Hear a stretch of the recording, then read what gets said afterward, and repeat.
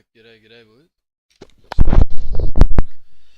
G'day, everybody, and welcome to a post-series analysis.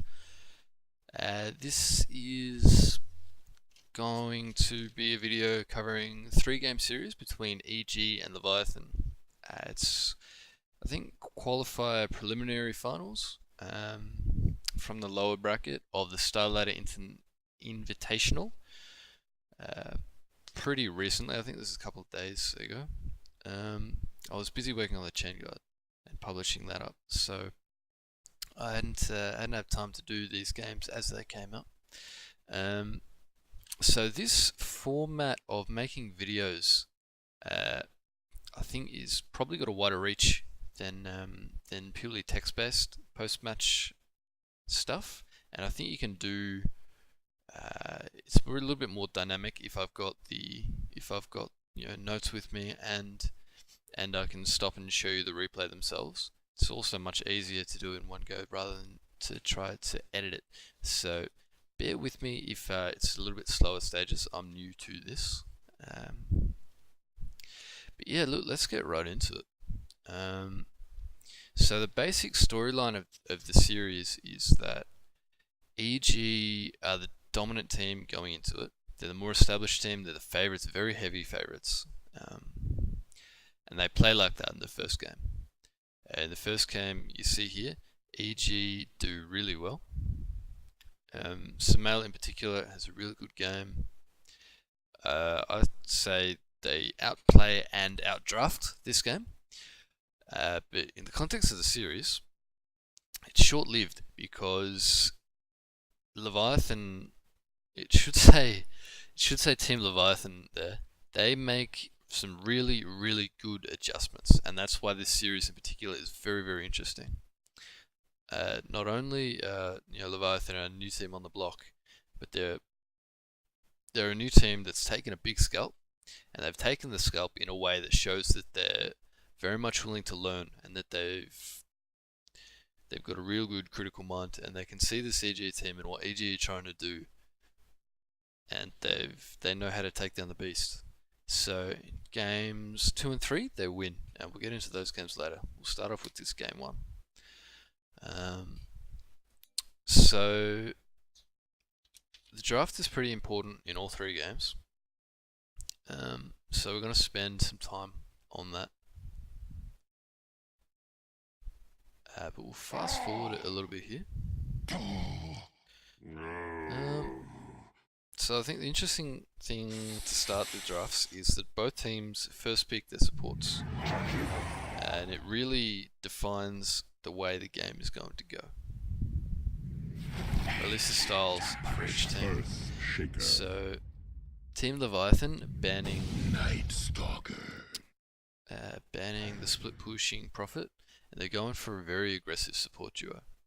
Jakiro provides a lot of push, Natsuko provides a lot of map control. Whereas EG are going for more meta team fighting. They're not really tied down to any particular playstyle, just as of yet.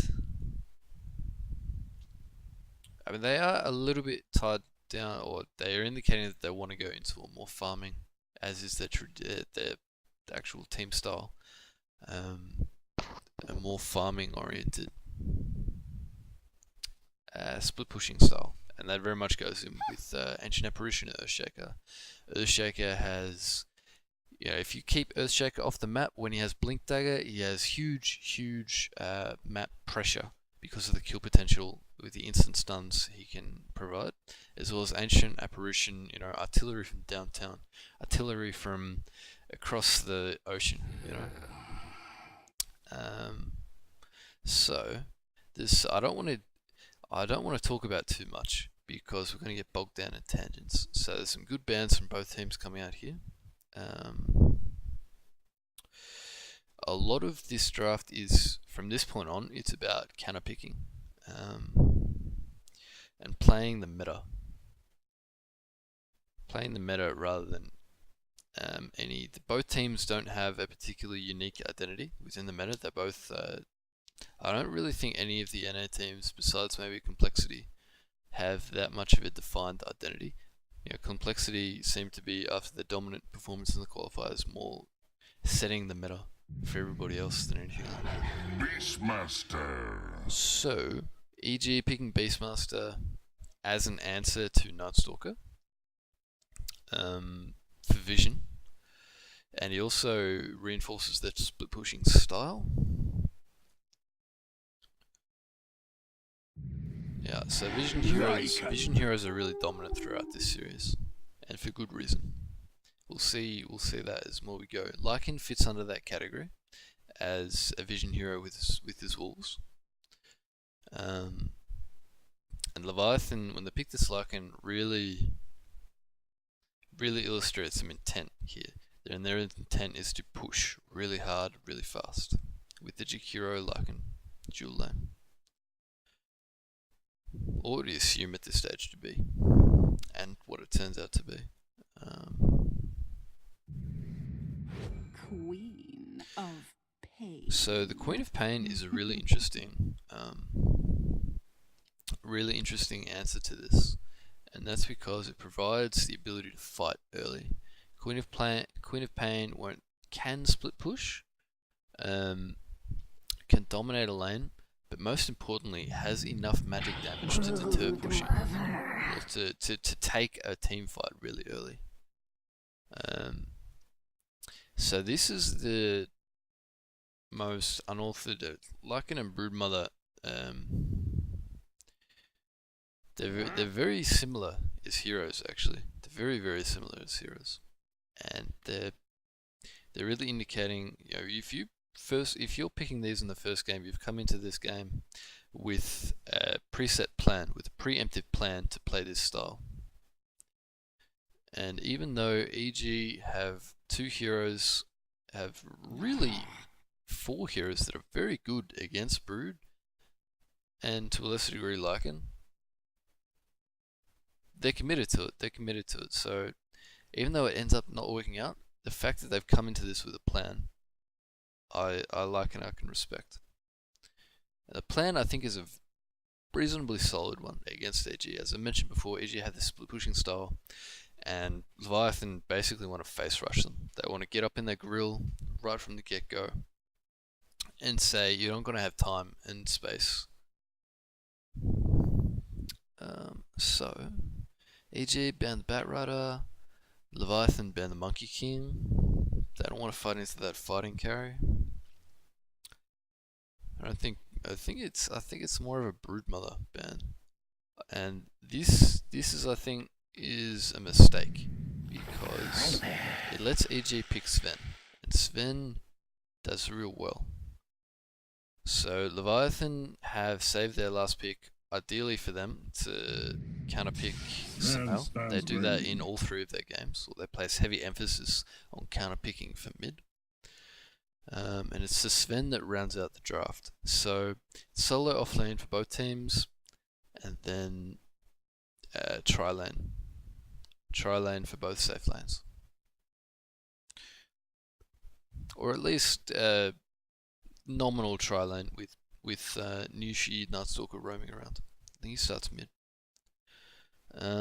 So with this counter pick for Viper on Queen of Pain, that automatically signals Leviathan as the lane that they want to win, and that's the momentum that they need to start the push. There's a huge, really important aspect to Leviathan's draft that I'm going to point out now, and it's going to be relevant the entire way through this first game, and that is these carry heroes that they have are all very similar. They kind of do the same thing. They want to crush their lane, and then they want to push really rapidly. And if all 3, it's kind of an all-in strat from Leviathan. If all 3 win this lane, there is nothing that EG can do. They're just gonna lose tower after tower after tower very quickly, and the game's gonna be over in 15 minutes. And I think that's the game plan Leviathan come into. So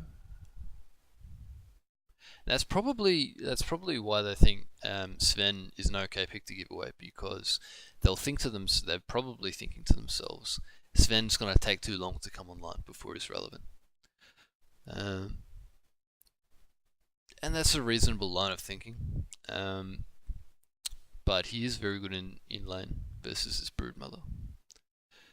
So, yeah, the point that I think I got a little bit distracted by is that all three core heroes from Leviathan here do the same thing. Now, what they don't have is disables and, in a general sense, teamfight.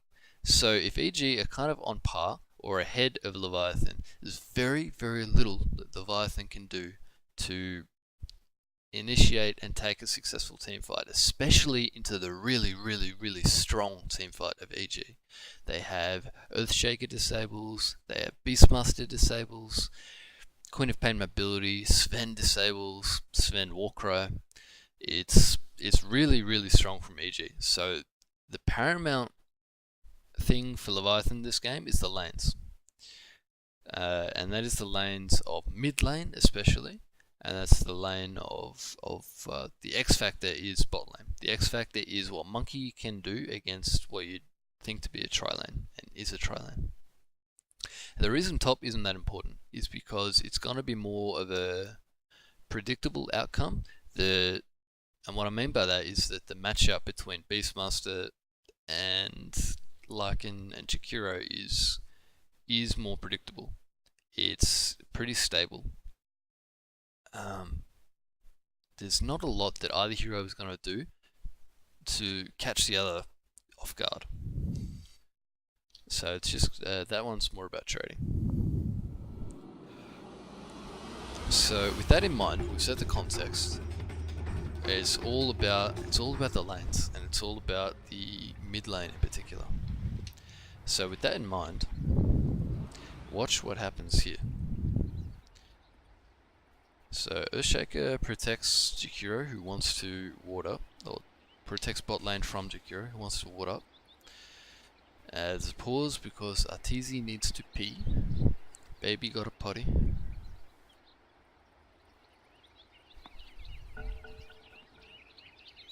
And the big thing is this smoke. This smoke from EG. Look what it's able to achieve. You've got Stormhammer on Sven, Chilling Touch AA, and Fisher Earthshaker. This is a really, really threatening level 1. There's only 3 of them. And the Nightstalker does really well to block it coming. But the issue is, they've kicked away this Viper from the room. Just by threat. And it's so late that Leviathan don't have time to respond and take Samael's rune. So EG have, just based on that one smoke and movement, they've guaranteed 100 gold swing in favour of Samael in this mid lane. So there's also a point to make about the block. I'm not the most expert mid around, and I think it's probably fine that Sammy Boy let one melee creep to go through, because it's going to create a little bit of push. The lane will push in towards him, so he can maybe keep it on this high ground here. But it does make it a little bit easier for Samael to CS. So I'm going to play this bit at half speed because you want to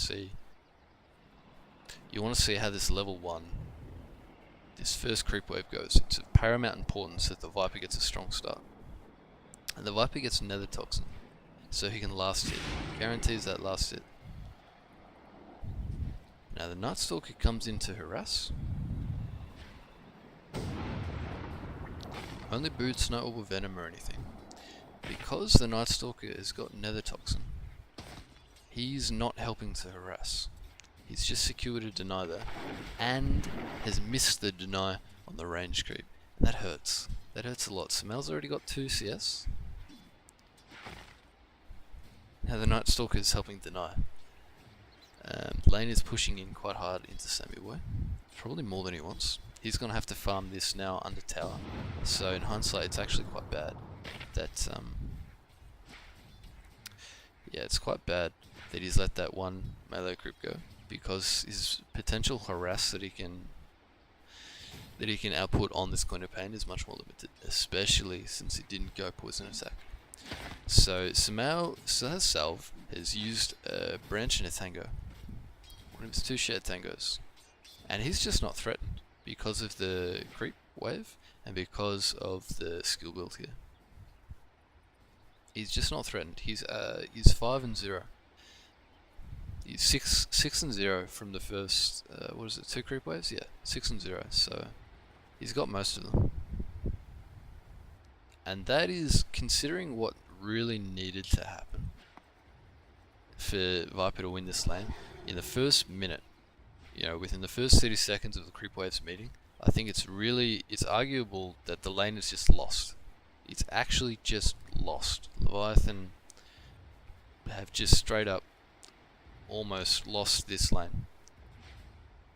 And lost is a harsh word, but the potential swing for either way is just crippled, and that's what I mean by lost.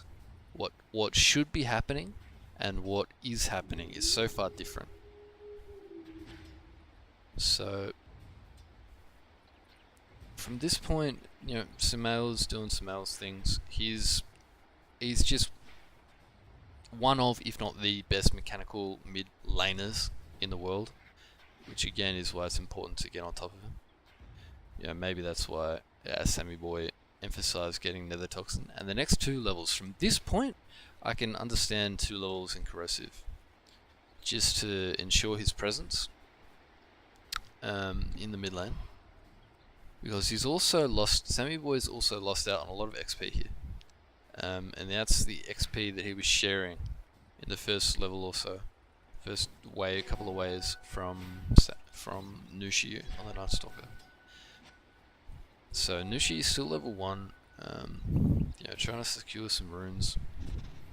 He's taken a rune away from the universe, but he's not really been able to do a whole lot. And he's not really going to be able to do a whole lot now until nighttime. Until he gets a level of silence. We'll talk about that a bit later on. So crit, stacking up. Is he making stacks? Alright, he makes some stacks later, but he's doing his thing.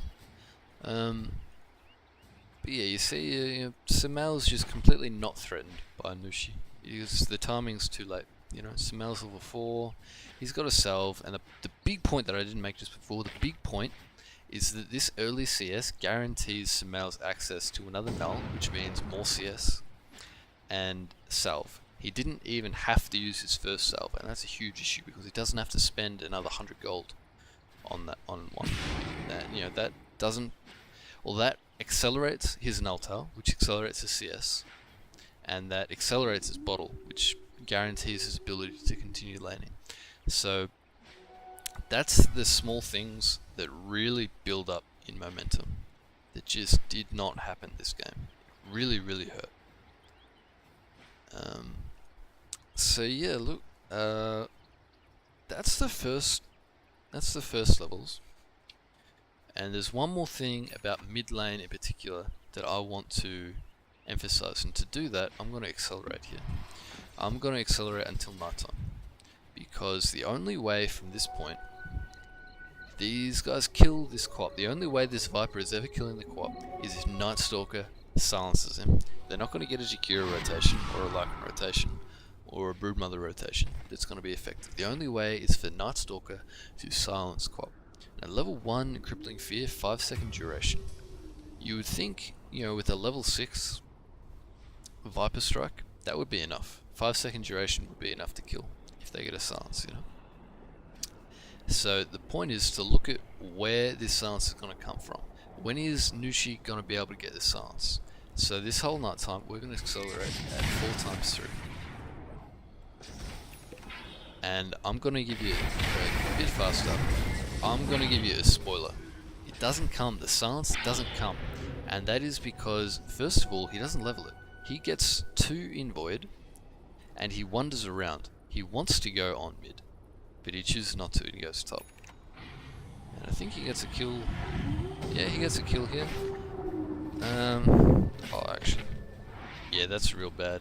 He doesn't even get that kill because he used it too early. He needed to hold it. Anyway, so we're going to continue watching here. He's still level 3. He needs level 4 now. Does he get it? Does he get it? 20 seconds for Knight. The answer is, unfortunately for him, no. He gets it at 8 minutes. And this is a real huge mistake. Now, at this stage, Samael has got a DD, right? I'm going to stop here because it's super important. Samael got a DD, is out leveling the Viper pretty strongly, and the DD is relevant because it illustrates that he's got rune control.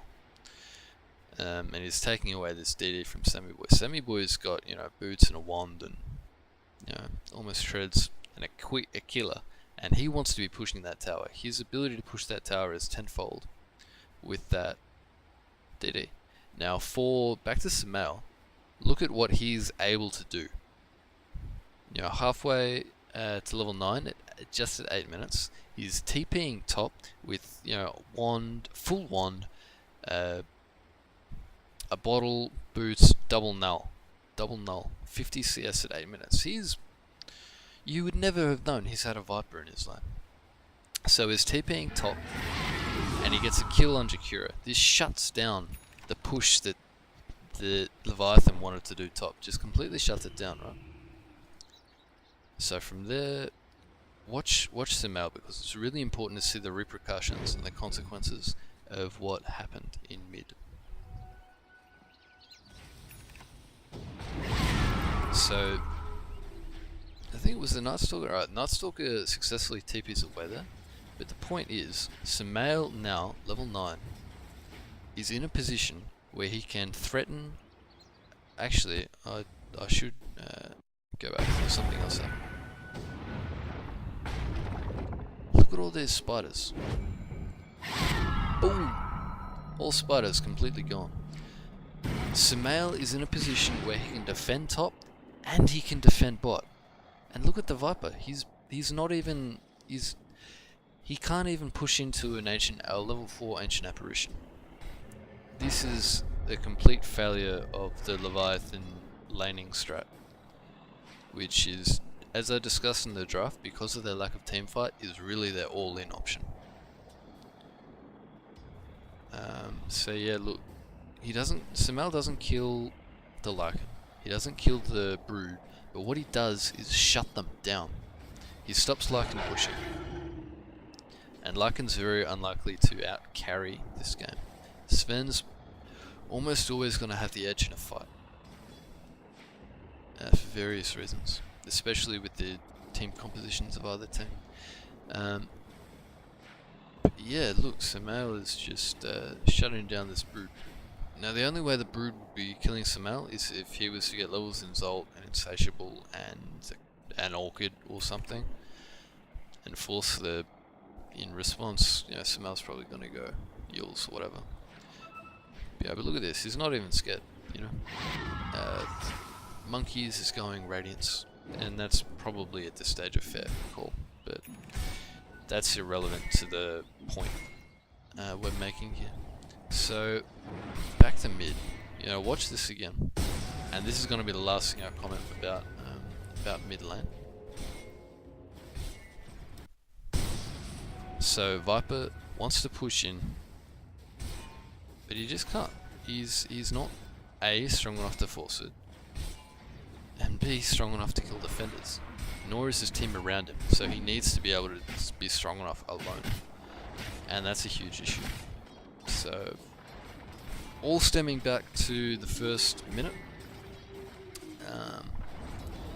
Issues as I see it. Now, the second point was about the X factor in the bot lane. So, it's probably worthwhile to go look at that. Now, not much happens in the first minute or few minutes, because if you're familiar with Brood lanes, it's just kind of as expected. It's a vision battle to begin, and both teams do this pretty well. Brood Monkeys kind of carves out safe areas for himself where he can exist and get XP, and only when he gets XP is he able to gather enough resources to fight the supports and in turn pressure Sven. Now he's able to do the first one very well, and he kicks the supports out of lane. But the issue is the second part. The issue is his ability to harass and zone and pressure in a general sense Arteezy on this Sven. Now because EG committed these 3 heroes, they've guaranteed the Sven's access to early CS, and what Sven does here is he puts that early CS into... I don't think... Does Arteezy even buy tangos? Yeah, he does. He uses them. Okay. Yeah, my point was he gets an early Morbid Mask and then Mask of Madness, and from that point, with the spiders and webs build, there's almost nothing that monkeys can directly do to him. There's 2 things I want to show you, and that is monkeys killing EG supports, and then it is at around 8 minutes. The lane relationship between Sven and Brood at around 6 minutes or so. This is 2 minutes before the Sumail rotation. So before Sumail wants to move, and in this window when... Sorry, I'll go back because I missed the first bit. So there's this window when Brood is overpowering the EG supports. Starting now, Brood's out-leveled them, level 4, and Fear has just simply walked up in a place where he no longer can do safely. Yeah, so sorry, to finish the point about the window. So the window is after he's kicked out the supports and before Sumail comes in, when he's just 1v1. And I'm going to show you after that what happens. First, the supports. So he kills Fear. Arteezy can do very little about it, even though he's got dust and a stun. It's only going to delay it, it's not going to prevent it. So Night Stalker comes out, and this is a really important thing. These 2 heroes, 2 vs 1, you should be able to at least force the carry back to base. But Arteezy takes 50 damage, he's got a Clarity ready, he's got a Mango available. So he's just not feeling the pressure. And his CS is not suffering, importantly. So Arteezy uses Mango for the Night Stalker. I think Night Stalker survives? No, that's right. So I'm going to replay it a bit. Yeah. So AO shows his face and immediately Monkey correctly kills him. Just straight up kills him. That's the nature of their relationship. And he does the same to the level 2 Earthshaker. This is good. This is what you want from your Brood, right? This is perfect. You kill the supports at your timing. Even though they try land him, he's played a good Brood, he's warded well, he's got his levels. This is the timing when he needs to, he's out-leveled the Sven, he needs to actually threaten the carry, or at least threaten the tower. And he shrines up, that's fair, he's level 6 now, this is the point, he's level 6, Sven just got level 5.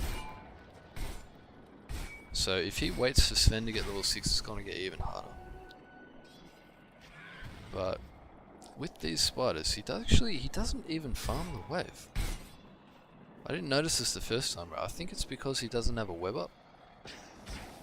Alright, he goes and farms it after, so he's just trying to take farm away from the Sven. But with this sentry down, he loses some spiders, and he's just, even with Howl up, he can't really do anything, and that's because of the Warcry. Warcry and Mask of Madness, Sven doesn't even have boots. He doesn't need to slow Sven to kill him, he just can't damage him. That's the issue. You know, you just can't actually damage him. Even though Sven doesn't have Manifest Stun, you know? So all this being really able to do in this window is try to contest Sven's farm air on the camps, and then cut wave, right? And to be fair to monkeys, that's probably the most he can do. The issue is, that's not enough. That's not enough to win this game.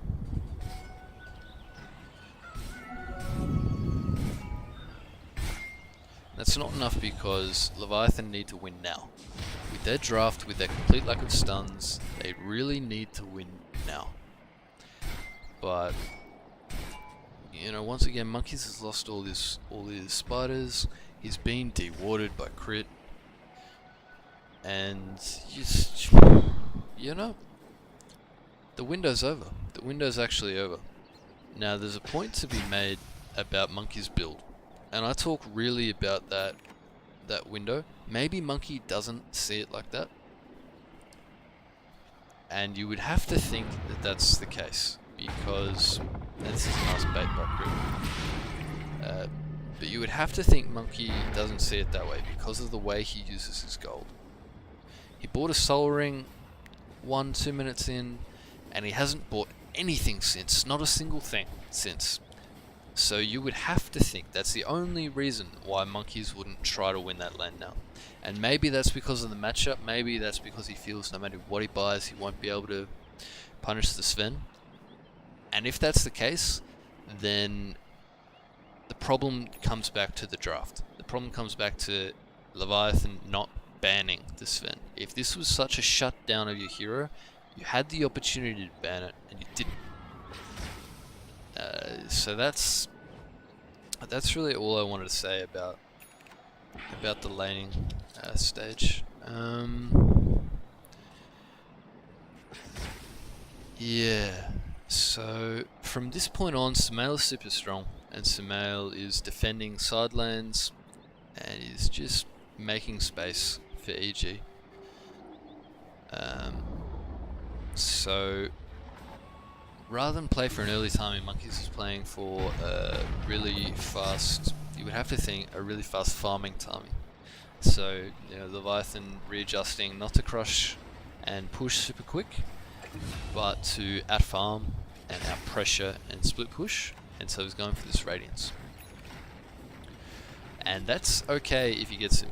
If he gets it, that might work, and that's because Brood is an insanely strong farming and leveling hero with this talent.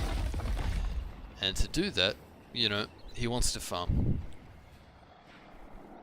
The only heroes that are really able to actually, I take that back. Most of EG's heroes can offer kill threat on Monkeys. It can offer kill threat on Monkeys, but it's Sumail as the ganking hero that's most likely to do it. He's most likely to go and put himself in the position where he's gonna find Brood. So we're gonna watch Sumail's movement here for a while. He's got a DD. He's defending mid so that the Sven can farm neutrals rapidly. You know, denying mid as well. Accelerate just a little bit. Monkeys gets a kill on the Earthshaker. And that's kind of irrelevant. Earthshaker is expendable. He just wanted some levels, you know. Just wanted some levels. And we'll show you why those levels are important later. So Sumail not under any pressure. They get a kill on the Sven here because he's just walked up into a Viper completely. This is just a super risky play, just walking up into a Viper like that. You know, with nobody showing on top. So this is opens the window nice for Leviathan. You know, they take the bot tower as 5, which is alright. You know, Universe gets a bit of a trade. But what happens after here is more the issue. This is, you know, Leviathan still their strong timing. If they were meant to win, it's now. So it's, you know, it's not bad for EG to lose a little bit. It's still only a tier 2, nothing more. Now Leviathan don't really get down great wards at this. This is a really limited ward. I don't know whether they just didn't have that many, but they didn't get any wards down here to place. And it really cost them. It really cost them because that's a death just before Radiance for monkeys. And it's a death that should never have really happened. And that shouldn't have happened for a couple of reasons. First, probably should have been able to get a better ward down, even though Crit smoked for this, which is a pretty cool play to him. I'll give him that for sure. He smoked for this, but not just warding with observer wards. Monkeys, I think it's reasonable to expect a player of Monkey's caliber to be scouting around defensively with a couple of Spiderlings.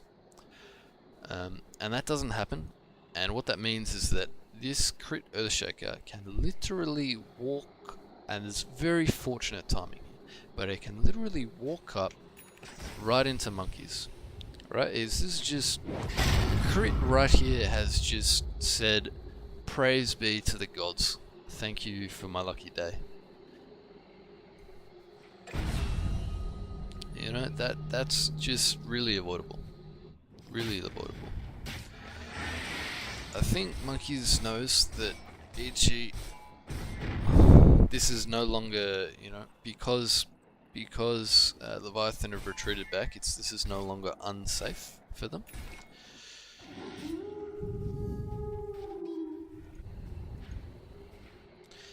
And yeah, that's a big momentum shift. That's a big momentum shift. In this game, really, as I talked about, even if, you know, Leviathan are playing for 15 or 20 minute timing instead of 10, 15, momentum is still huge. Very, very important. So Echo down, surely there's no way that they kill him now, right? Well, unfortunately, you would be wrong. Straight after, Monkeys has just completely underestimated the nuking ability of EG. And that's, you know, it's 15 minutes, so Fear is not having an exceptional timing on his ult or anything. You know, it's just a Fisher, and it's just, you know, Quap nukes. What I talked about in the draft, Quap being useful in this situation because he has a nukes, is just kill threat. Having kill threat is super good. So they've gone mid. There was actually something I missed here. I want to show you the replay. So Monkeys has died bot, but that could be okay if Leviathan get a trade, right? Well, I think they've... did they smoke up? I'm sure that they smoked up for this and it's just not showing. Yeah, they did. Alright, so they smoked up and they're looking to get a pick. The obvious pick is straight down the lane to Sven. Now they don't see where the Sven goes. I think... No, there's a Radiant scan because Arteezy, you know, credit to him, Game Sense thinks, you know, where is Leviathan? They're not showing top, we just killed them bot, where are they? But instead of being in front of him, they're actually behind him. Now this is good movement from the Leviathan 4. And what should happen is Arteezy dies. Right? 4 on 1, or at least 3 on 1. But look at that. They use Night Stalker. I don't think he learns his lesson. They use Void to begin with, and Jakiro simply does not have an Ice Path because he maxed, or he got early levels in Jewel Breath for harassing the Beastmaster, and he got 4 levels in Liquid Fire because he thought that Leviathan would just be pushing at maximum pace.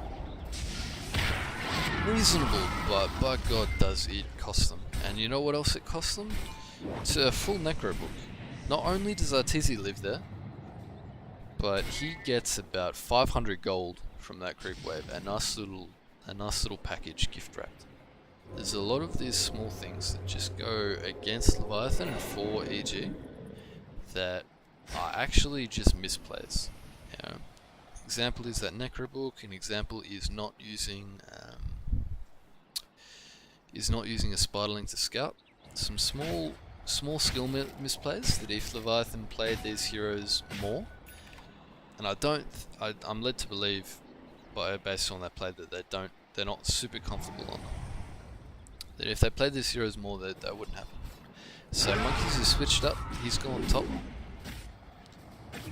Immediately again, this is his third death in absolutely rapid succession.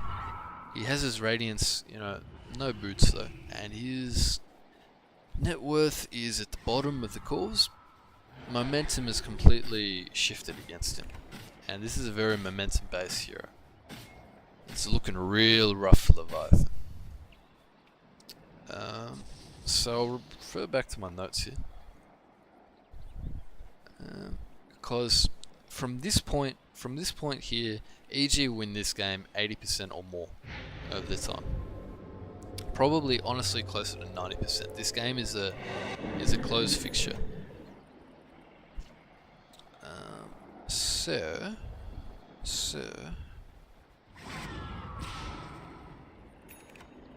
yeah, at this point, it's really good to point out the wards that EG have placed down, especially in conjunction with the Hawks. I don't know where any Hawks are right now, but there's Hawks around as well. So these are the wards that you would have expected Leviathan to maybe have placed. So Leviathan think to themselves, we can't really just walk up at them. The Earthshaker's got a blink right now as well. We can't really just walk at them or go high ground into them because they have damage to kill us. They have kill threat, they have damage. Sven has got... He had, at 11 minutes, at 12 minutes I should point out, Mask of Madness, Echo Saber. 12 minutes. Really good fun. Really good fun. Not best in the world, but really good fun. Now he's got a BKB because he knows, Arteezy knows this is the penultimate timing. Game is won or lost right now. They've got the Earthshaker Blink, they've got... I really like this build from Sumail, going the Ags. And he later goes Dagon, for the same reason why you pick Quap in the first place. Pure nuking ability. You want to have kill threat on these heroes.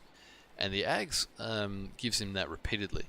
And it gives him that on a creep wave. So even if Leviathan were to walk up as 5 and push it, all it would take is Sumail to just sonic wave that creep wave down and it's gone.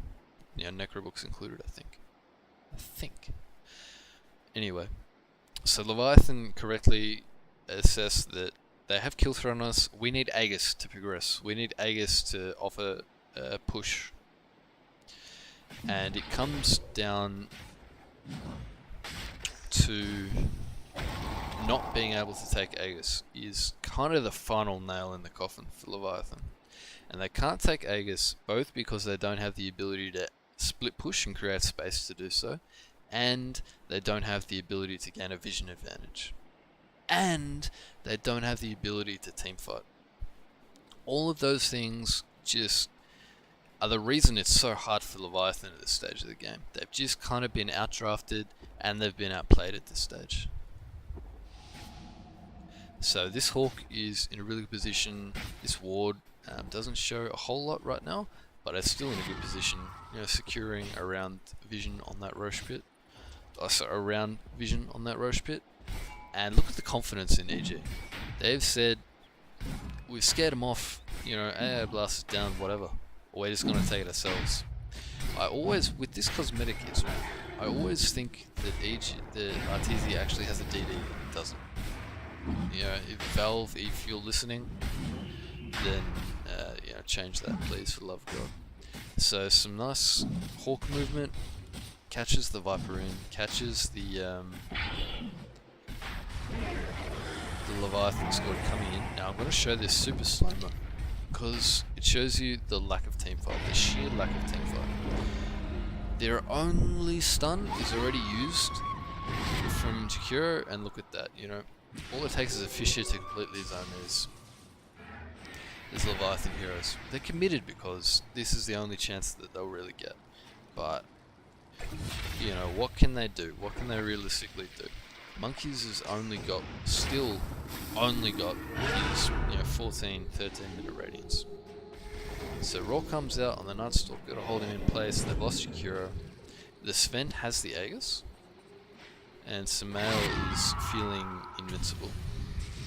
So the Brood has been cold feeded, and that's all it takes.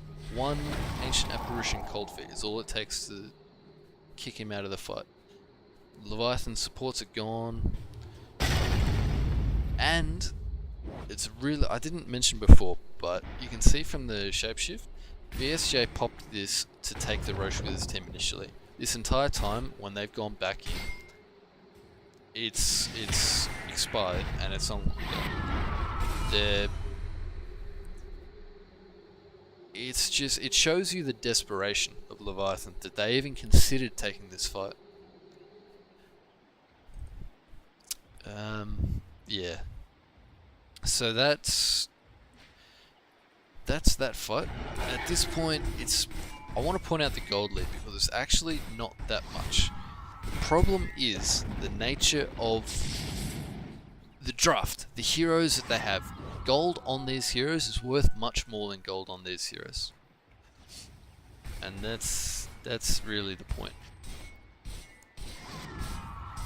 These heroes need, much more gold lead to fight these heroes. It's just the way it is, and that's predominantly down to the really limited, narrow skill set of the Viper, Brood, and Lycan. They all do the same thing. They want to dominate their lane and then push real hard. Now, if they haven't dominated their lane, how can they push hard? It's sometimes Dota's a very simple game. So I'm going to show you towards the end of this game. We're going to skip towards the 25-minute fight. I think 25 is the... Yeah. 25 is the penultimate. I think I used penultimate a few times this game, and I almost never ever use it at all, so there you go. But yeah, it's the ultimate fight this game.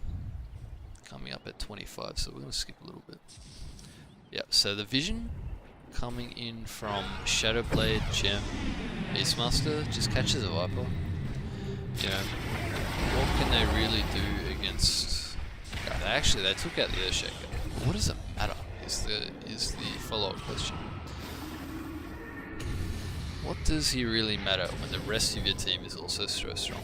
And at this point, I said before, 5 minutes ago, the Aegis fight, it's only very small gold lead. This small gold lead has got much bigger. And Sven is a long way ahead. Long way ahead. You're going to see that right now. So it's a support for a support. Neither really got the spells off. But look at this. It's easy turns around.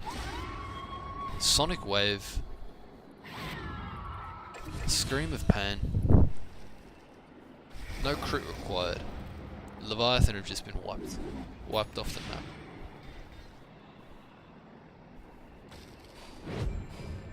This Lycan is sitting at 8 armor, and that's the issue with their matchup. Lycan is in a very low, naturally low armor hero, and Sven's also got answer to his summons, be it Necrobook or be it Necrobook. I understand BSJ's build here because he wants the Necrobook for early pushing, and that just didn't pan out. And he wanted the Diffusal Blade to get rid of Sven's Warcry, and that just didn't pan out. But you understand where he's coming from. Yeah, Broodmother, I think he was playing a different game this whole time. With the Boots of Travel build. Also, very similar issue, very low, naturally low armor hero. Yeah, the Viper just doesn't have much utility. It's just the way it is. So I'm going to show you the very end of the game. Just how it goes out. Because this is at 11k now. Arteezy is just unstoppable. As the pop-up will show you. Farming up a storm, smashing it out. He's got a Bloodthorn. He's just killing everything in sight. Anytime they want to challenge an objective, gone.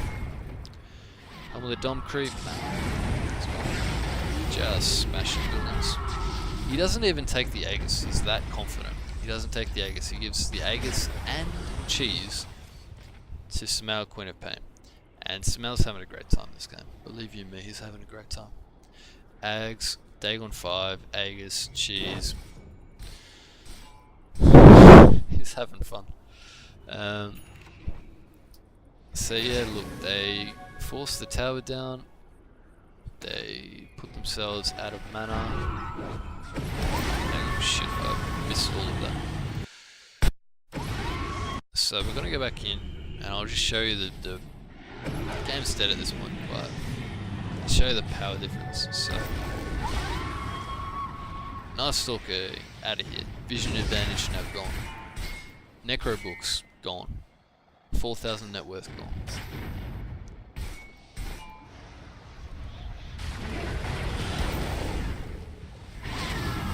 So, Smail baiting in nicely with the cheese.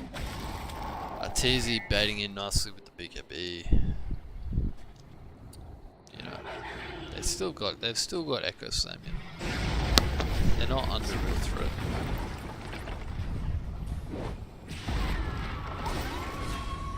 Boom! Headshot. Alright, that's enough of that. I think they call GG in a minute. So that's the first game. It's really impressive play by EG. You know, it wasn't a coincidence that all those things went right for them in the laning stage. And that's the point where I want to make.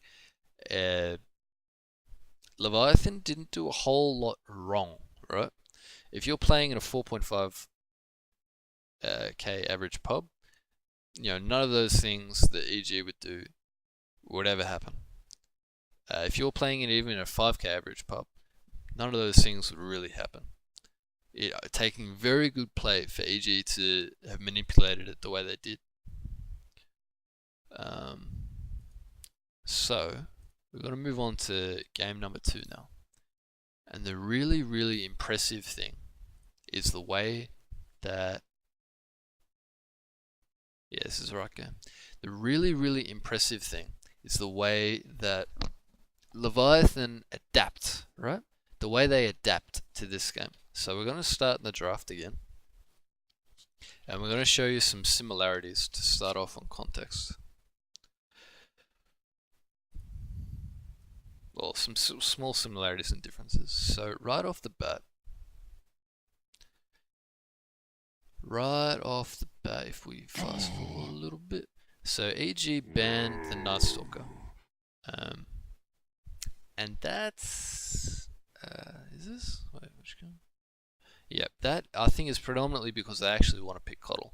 I don't think they fear the Night Stalker for his laning presence, as you saw last game, a little bit lackluster. What they actually fear is that it's going to mess with their preferred style, and that is split pushing, you know, the ideal Coddle style. Fear seems to like this hero.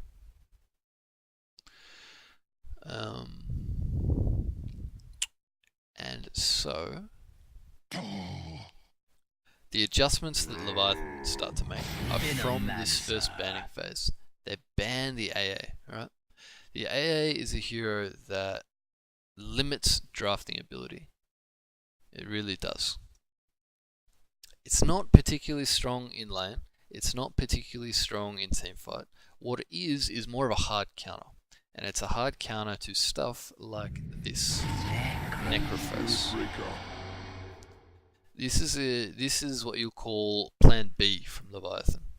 If Plan A was a face rush, what you're seeing now is Leviathan, and you can see this immediately from the first two picks.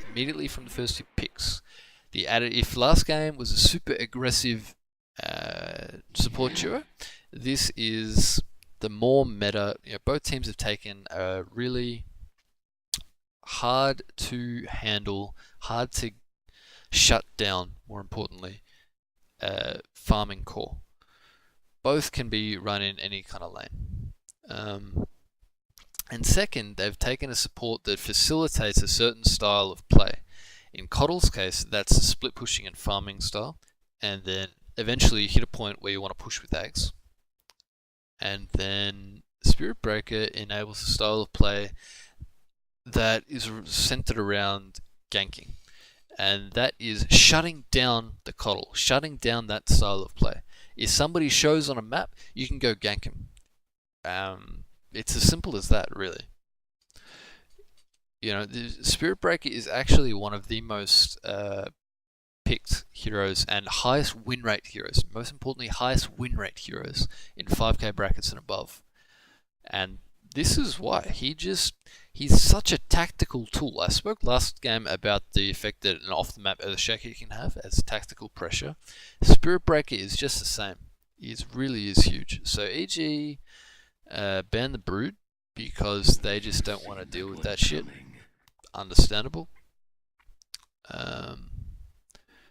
Like last time, just reasonable bans from both teams. Again, more counter ban focus. You know, if Necro doesn't want to play against Nyx, you know, it's really good for their split push style. Also, Necro doesn't want to play against Oracle. You know, he just completely fucks around with Necro. So, where have I gotten on my notes? We're gonna leave it at +2. Silencer. Yeah, so the next part is Silencer. And this is a really, really good support combo. Because not only does it guarantee split push, the ability to deal with split push to some degree, the Silencer guarantees to some degree your ability to take team fights. And that is because it provides... Silencer isn't necessarily... You've got a defensive application for Silencer with his ult against channeling spells. Some shit like Enigma, hard counter. No matter what Enigma gets, if he starts channeling Black Hole, Silencer can stop it. So that's a defensive application.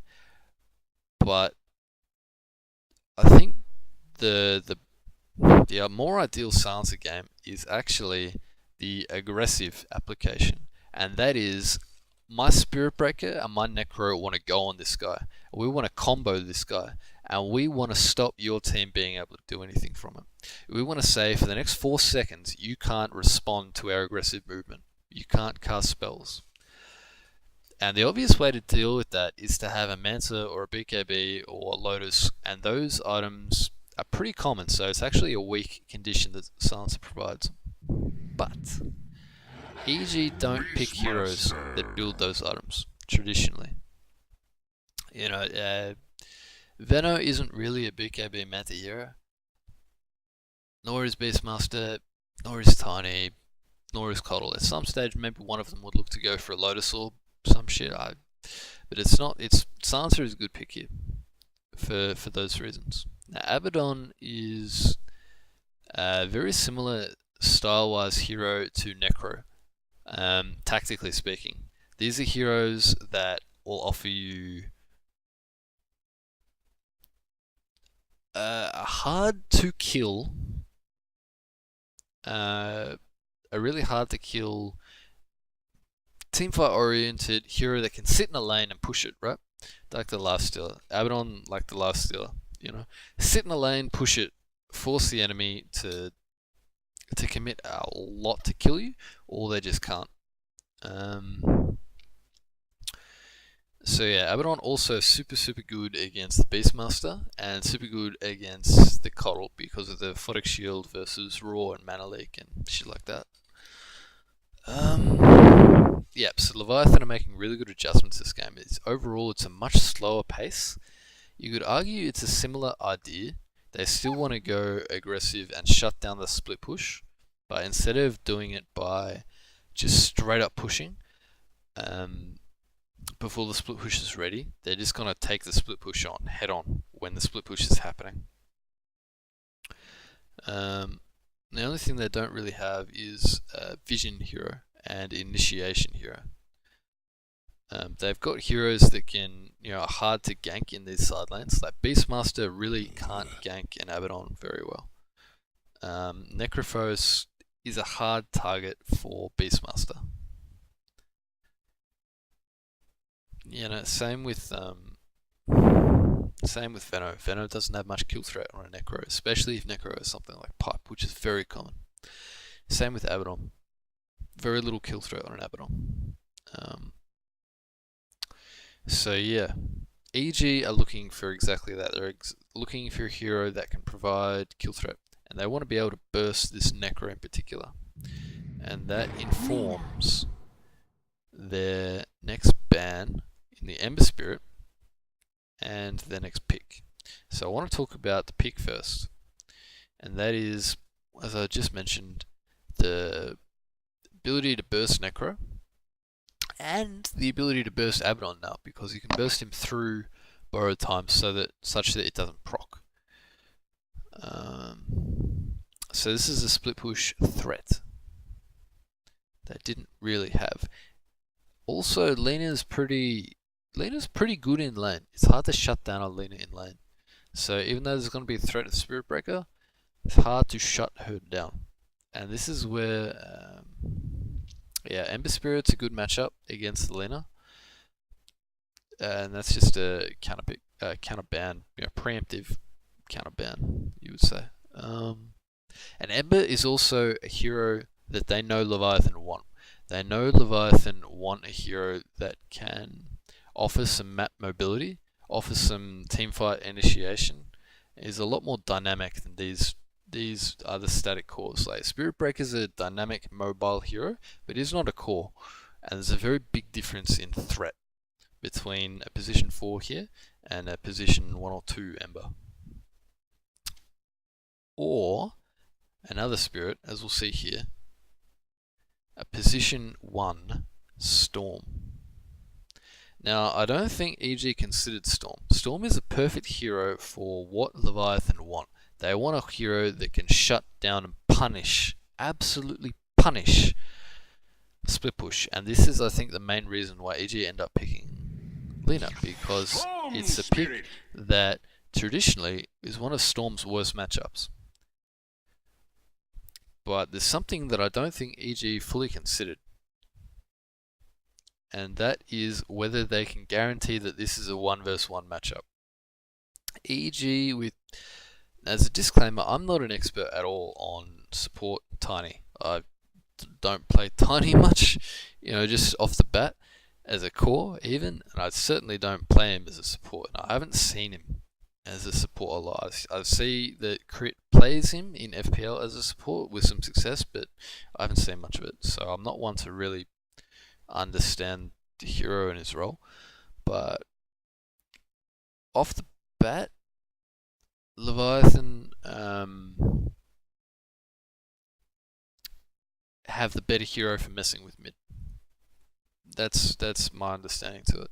They don't have a hero that's traditionally really, really good at out harassing mid. You can offer some kill threat from Leviathan, from a Spirit Breaker in the mid lane, but it's not really the same as what a Lich or an Io or even an Earth Spirit could really put out. And I think this catches EG off guard a lot. So that's the draft. I think EG have come away with the draft thinking, we play well, we've got this. I think that's reasonable. But I think Leviathan have come into this thinking, we've won the draft, this game is ours for the taking. And I think that's reasonable as well. So I'm just going to adjust my notes here. So I talked about the mid lane being... talked a lot about the mid game, but I didn't talk about the mid lane in context of the other lanes. So as I said, both teams have the chance to win, and therefore it's really going to come down to momentum. And so that momentum is obviously most important in the mid lane, but even more important in the mid lane, because the side lanes I think are very Leviathan favoured. There's a bit of a lane switch up, but the point here being that Necro Silencer is gonna try to aggro the Coddle and the Venom, and it's because Silencer can handle the Coddle much better than Coddle can handle Silencer. And then Abaddon against either of these lands is going to get something out of it. It's pretty good. So my point being, and this is about, again, I'm not sure how well or badly Crit plays this, because I don't know the potential, inside and out. But here's a very unsuccessful early game, and all three lanes kind of swing towards Leviathan. So a bit of a spoiler there, but main point is it's about momentum. So EG do a bit of a dodge. I'm just gonna check my mate's messages.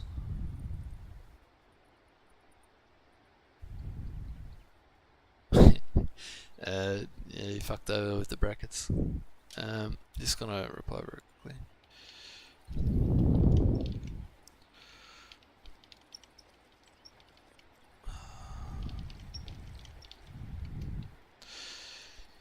Yeah, so both teams recognizing mid important. They just want to harass each other out, and that's fair. Actually Sumail, we saw it in last game. He's just so fucking good, and right there, he not only did he deny the range creep, but he double denied it because he forced Sammy Boy so far away from it. He got 0 XP from it, literally 0 XP right now, and Sumail is, more than halfway to level 2, and they've both got the same amount of creeps left.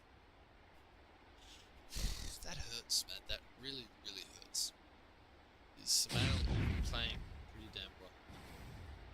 This is his strength as a player. I think it's fair to say this is his biggest strength as a player. So Spirit Breaker chasing away Tiny, so that Storm can at least get some, we would have thought, some XP. Top lane, going pretty well for Leviathan, dominating the group wave. Try. Bottom wave, Abnormal vs Veno. Both heroes have really got fun. And this is the point to watch. Level 1, Yoshi gets lucky. Bash. Bit of harass into Sumail. Storm's used to salve. Some more harass onto left. And this is probably where Crit should have been. Sumail might be just completely fine. He probably should be completely fine with the salve bell. But, the fact that the Spirit Breaker can just do this freely is pretty rough for EG, because EG aren't getting anything in return. Crit's looking for the career here, and that could be a great play if it works out, but it doesn't. And instead, Nushi gets this DD.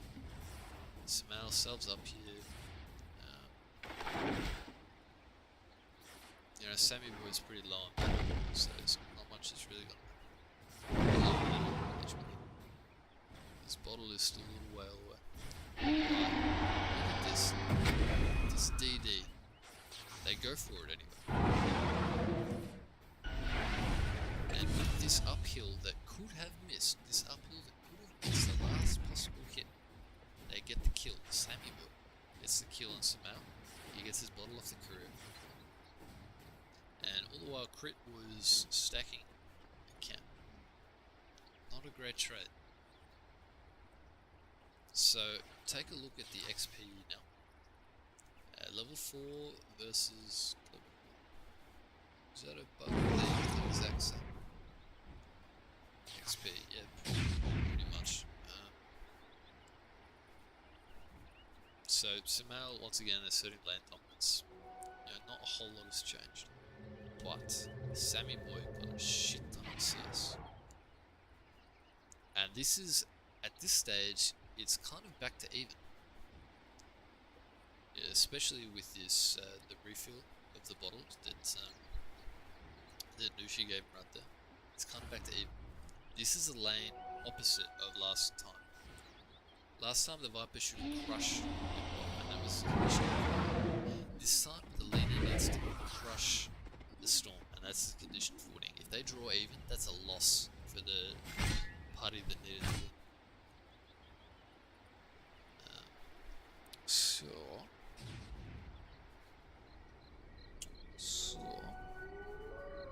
yep, there's one thing coming towards around minute 6.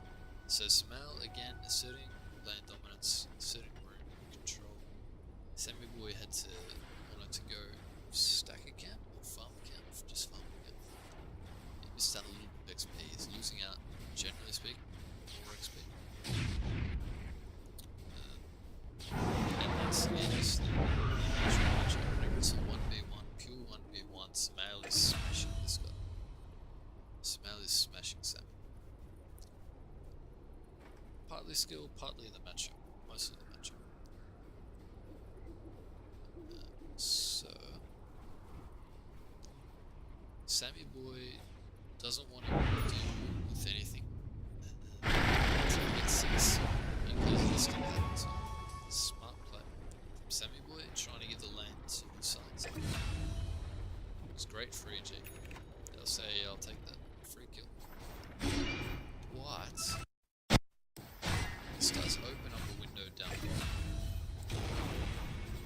And this is the second death of Arteezy actually. I've ignored the other laning stuff, the other lanes. Good to point out, it's the second death of Arteezy.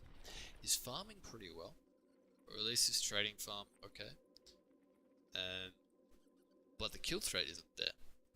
And that's a whole lot of the benefit of having a Veno core. Having a Veno at all is the kill threat. He hasn't even scaled Venom scale because the potential just ain't there. The potential just ain't there. So yeah. Yeah, back to it. So level 7 on Samael, level 5 on Sammy Boy, about to be 6. Sammy Boy's gone to range ops and 1, which I think is pretty good. Pretty smart heads up play. So to this point,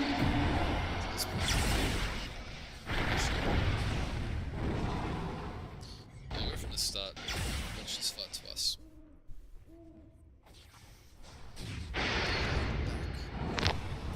EG go back in, someone goes back in, and he dies for it. And what's happened there? Is they've traded 2 for 2. But Storm comes out on top, that's the big thing. Storm and Spirit Breaker come out on top. No, quite a bit, by quite a bit. So we're gonna watch this again. So, Crit is scouting this out with an Invis Rune, or scouting around for an Invis Rune. I don't think he sees either of these two coming, so it catches him by surprise. He can't see any of the trees until it's too late. So level 4 Spirit Breaker at 6 minutes is pretty strong, but not strong enough to get Samael because of decent position. Now the Arcane Curse really wears him down, and I don't want to spend the time to dissect that fight anymore, but point is, this is Storm Spirit now drawing even completely with Lina. 2-0-1 versus 2-2-2, and just about the same CS. Same levels now. This is Sammy Boy surviving the laning stage and coming out with it really, really well. Mirror image, but reversed of last game. So that's the big thing. I'm going to take stock of... I'll show you now the rest of the lanes. So BSJ has done well with the top lane. BSJ's strongest elements as a player are also laning stage, so don't be surprised about that. Yeah. Monkeys also won his lane bot. And Universe and Arteezy are just squeezing out what they can. Crits has had a really limited ability to what he can do this game. I think most of that down a draft. In terms of the laning stage, his roaming ability. His play has actually been pretty decent. A lot of it's just a bit unlucky. But his play, generally speaking, was pretty good.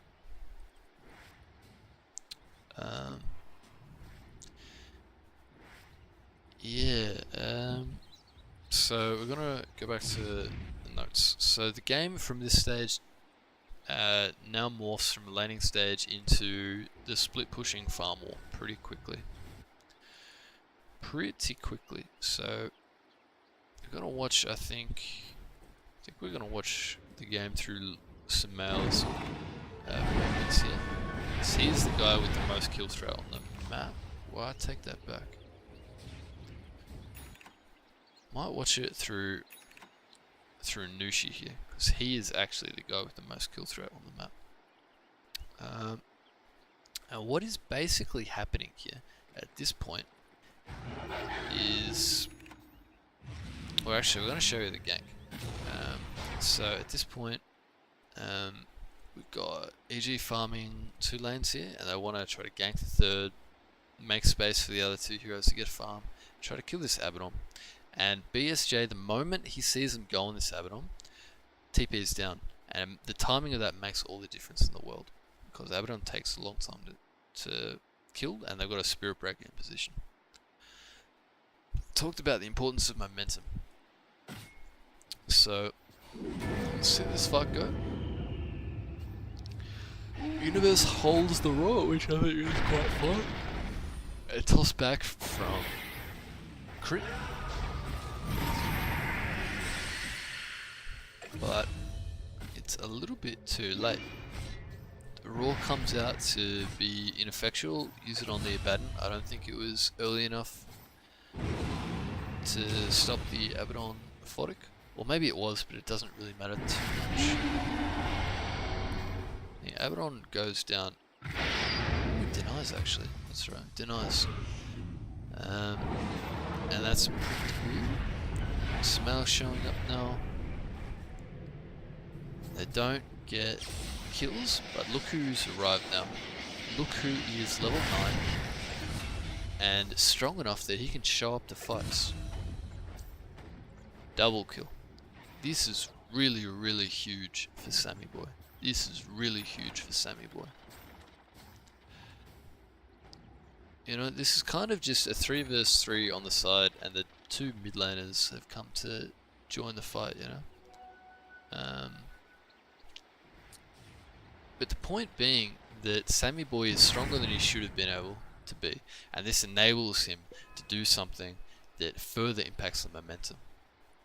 This isn't really about vision control or anything, this is just about momentum, gaining momentum on its own. You know, this is a snowball in effect.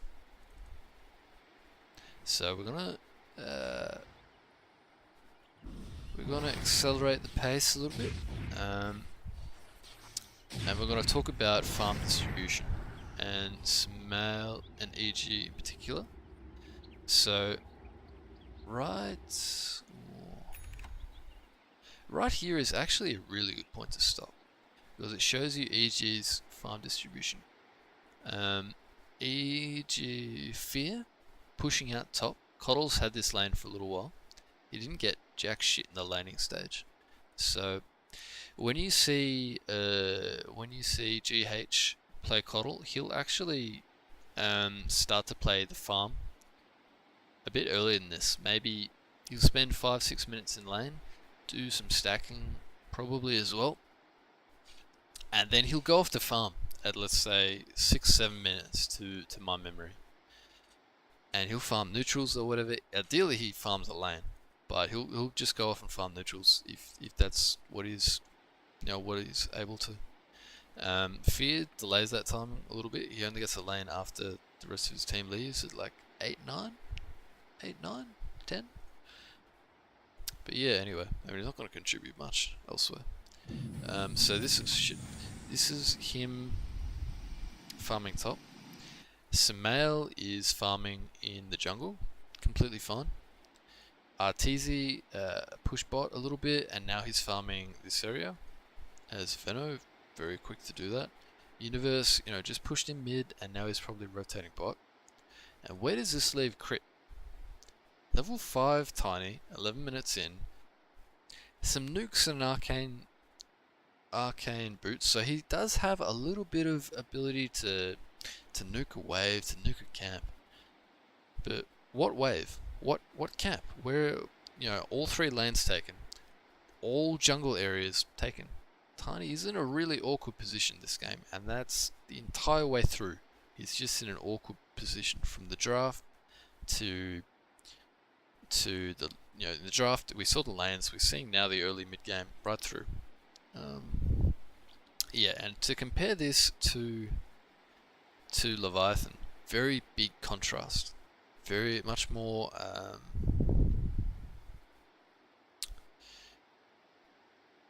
Yeah, look, it's big contrast. They have one farming, Abaddon, hard farmer with Midas. I think he goes Radiance again, Monkey. They have BSJ farming mid lane with 2 supports around him. He's the vulnerable one in this draft. BSJ is the vulnerable one. Storm Spirit hasn't escaped. Abaddon's super hard to kill, or at least takes a long time so that people can get to him. BSJ is the vulnerable one, so it makes a lot of sense for the supports to be backing him up, especially with heroes off the map. And Sammy Boy is farming neutrals. At this point, he also doesn't want to die. The biggest thing that can hurt Sammy Boy is simply losing this momentum. It doesn't really matter about killing as much as about continuing his item progression, continuing his level progression, right? That's the big thing for him. So for him to farm neutrals at any given point is actually just fine. Now the big thing for EG, a real big thing, I'm going to stop here actually. A big thing for EG is Universe. The game is completely flipped on its head for him. Last game he was a real threat. He was hunting the Viper, he was hunting anybody, and he could kill them. This game is about him pushing waves, and he's already underleveled because he was sharing XP with Coddle, and they weren't really winning that lane, so they went pulling and pushing, and that's credit to BSJ for aggro dual laning that. Yeah, so he's already underleveled, and now he's weak, and he's become prey. So Spirit Breaker, on the other hand, absolutely rich. He's feasting. So Universe, this is their kind of issue. They're trying to farm with 5 heroes, now, right? This is the issue, not just with 4 heroes. Tiny getting farm has pushed Universe out to here, and this is a super vulnerable position, right? There's at least a tower here for Coddle. There's towers and shrines around here. Tower here, towers here. There's nothing here, and this is where Leviathan pounce with multiple heroes. Because EG can't farm everywhere on the map safely. There's always somewhere. So EG are relying on skill and map awareness and communication to get away with this, or out trading, right? Or out trading. So with the Storm Spirit coming in, 4 hero rotation. EG are not trading objectives, they're just trading farm, and that's a really key point. They're only pushing out lanes, they don't really have the tower pressure. So I would point out that Universe actually had a ward here, but Leviathan smoked for that, and that was a necessary and valuable smoke, so well played to Leviathan for that. Yeah, so another invis rune for crit, and this is a really good point for momentum again.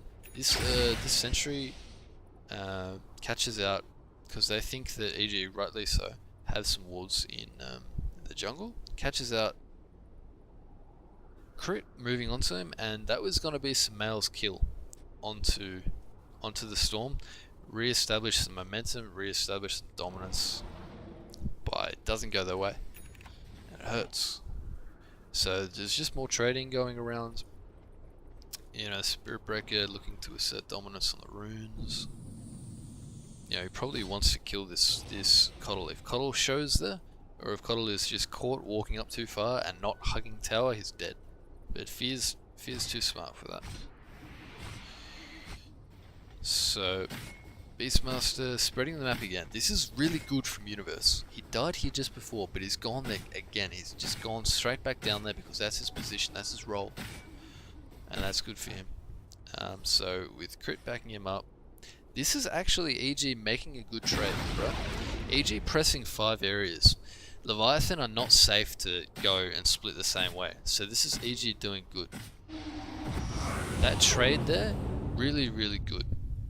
This what's happening here, absolute opposite. Absolute disaster. Now, Coddle recalls Sumail, I think, from jungle. Alright, Sumail's just pushing mid. And Coddle is saying, you can kill this Abaddon through his borrowed time. I think Sumail hit 12, right? So he can. And what happens here as well, actually, the borrowed time gets popped. I think intentionally. I don't want to spend too long on it now, but I'm pretty sure it's actually intentional to heal. So Sumail is thinking to himself, oh boy, they fucked up. Free kill on this guy. However, Nushai, and he did reveal himself just before, Nushai actually is still here waiting. He's doing the same thing that Crit is doing. He's waiting, looking to counter gank. So, this is nighttime, remember, so I'm going to show you the fog of Sumail's vision. They see a Silencer mid, so they're not defending bot. Where could they be? SB, Abaddon were top, Silencer mid, so Silencer and probably, he thinks, Necro are around this area. However,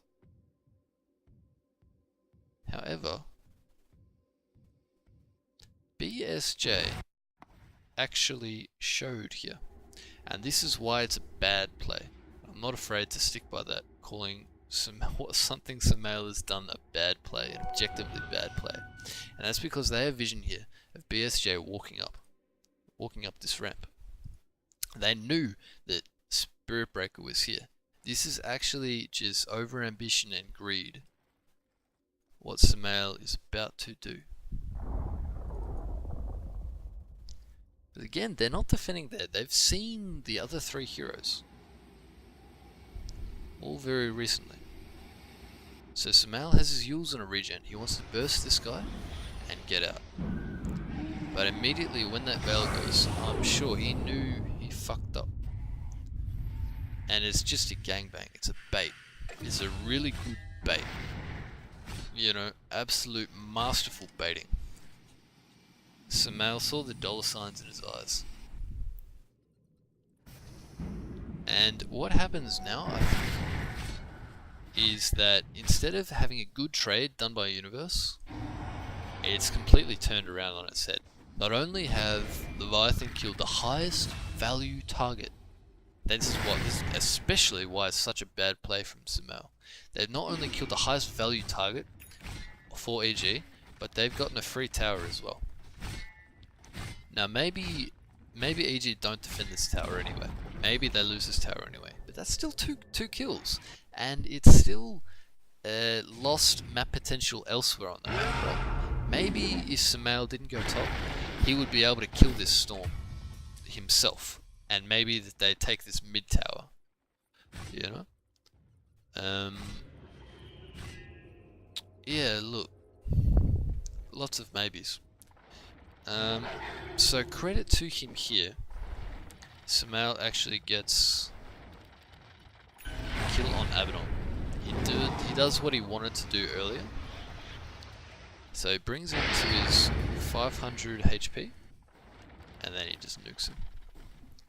Well played, Sumail. Well played, old boy. Good shit. So Universe and Fear splitting the map here. And I want to point out, Arteezy is still in the jungle. And that's not a flame or anything. That's just a note that this is Arteezy's role this game. This is Arteezy's... more importantly, this is the Venomancer. It's not about Arteezy, it's about... This is the Venomancer's role. The carry Venomancer's role is to farm jungle. And that's an issue. And that's an issue because it's about the end goal. And we're going to talk about that later in the game. But at this stage of the game, it's more about Sumail and EG and their map movements and the momentum of the game. So they're very much still in balance. You see the kill score. It's, you know, double in favor of Leviathan. But, you know, it's the net worth is steadily going in EG's favor, and that's simply because they're out farming them. They're farming with 4 and 5 heroes at a time against the 3 steady heroes of Leviathan. The only way they're getting farm on Spirit Breaker and Silencer is from kill bounties. And yeah, at this stage, Nushi is quite okay with that. Anyway, so this is another aggressive play. I like the smoke play. I like this a lot. That after Arteezy's farm that jungle really quickly because he's a Veno and he can do that. They're looking to smoke into bot. It doesn't really work out with Beastmaster's timing because he doesn't have Raw. And he probably wants his medallion or some shit. But anyway, they want to make this play. But they don't really have the vision. And I'm going to show you their vision. They've kind of got an awkward vision. They've got the wrong type of vision. Now there's a hawk here that just expired. I can't use... That's it, never mind. And there's a hawk here which has still got 20 seconds. And Universe is still all the way over here and pushing in boars. So they see the Storm Spirit here. And for the EG, it's arguable at this stage Storm is the most dangerous hero for kill potential. You know, very closely followed by Necro. If not, it's Necro. But anyway, the point is they see Storm here. So if EG think to themselves, you know, we can get a quick kill with Lina, and that's the point. Get a quick kill, that can't respond to with Lina. While the Storm's away, this is good, and we can probably take bot tower or mid tower or whatever. But yeah, just get the game swinging in our favor. So this is what they see.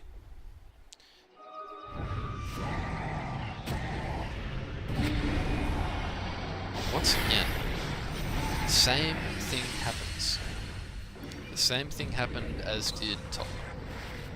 Alright, the Spirit Breaker is in the perfect position. The Storm Spirit even comes in a little bit of bounty. This is a 3 for nothing right now. And it's going to be a 4 for nothing. As Abaddon is going to show his pretty face. Heal the Spirit Breaker. And now, Universe is going to get found, charged, and hunted down.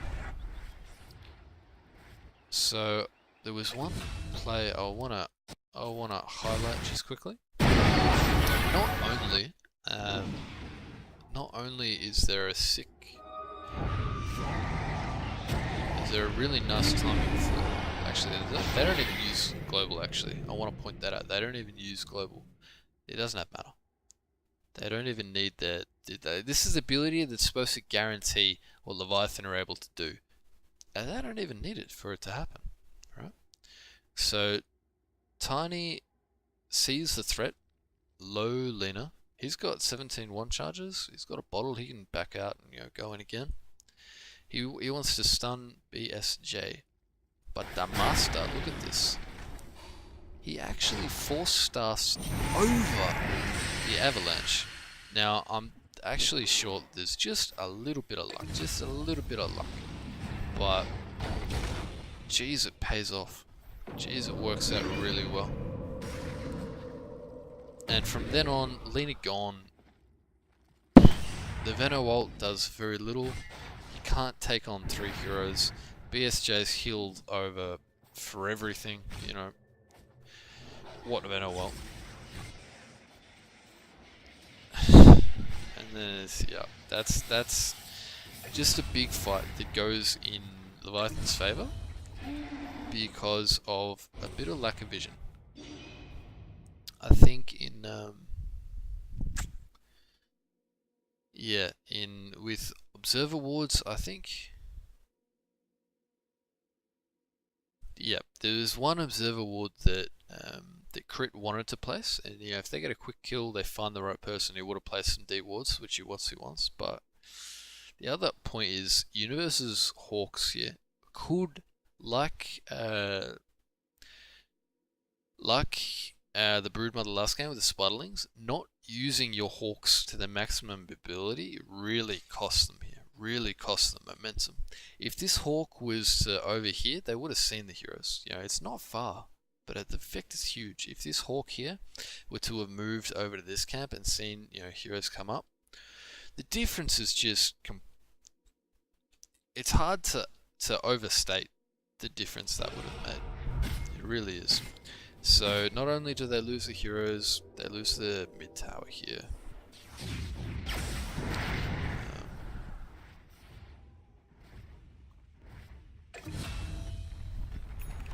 Yeah. Sophia has played a solid game, but he hasn't really impacted a whole lot. He's just de-pushed, which hasn't done a whole lot. And I take issue with him building 4 staff this game because he's not really in fights a lot for it to be useful. I'm not saying it's a bad item. I'm saying that he needs an axe. That if they can get this axe, they banned a Night Stalker, right? So that they could get this Coddle Axe, and he's delaying it. If they have an axe, they can get rid of this ward, If they have an axe, they can see the Spirit Breaker coming, And another death on Sumail just hurts so much right now.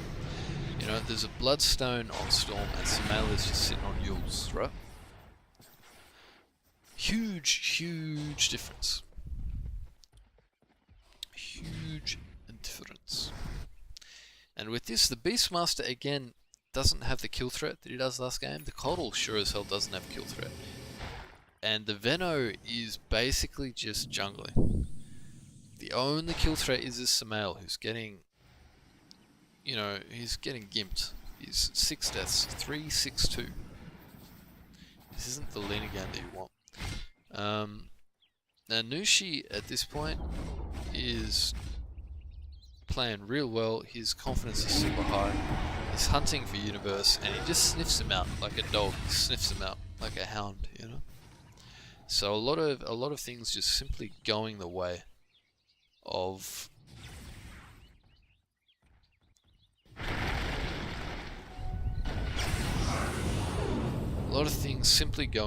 Leviathan. Now, because of the silence, I don't think EG would have been able to actually kill the Storm there. I don't think they could have got Laguna Blade off. But again, another small thing just goes the way. Dota is a game of small things that build up. So BSJ pushing in top, doing good. He's seen heroes in other parts of the map. He's free to do this. Storm Spirit roaming about looking for kills, closing in on Orchid, or building towards Orchid. Both his heroes just waiting for somebody else to show.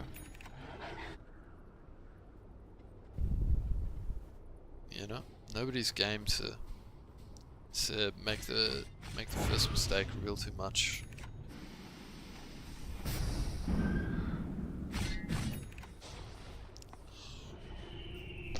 Excuse me. Let me just refer back to my notes here. 21 men.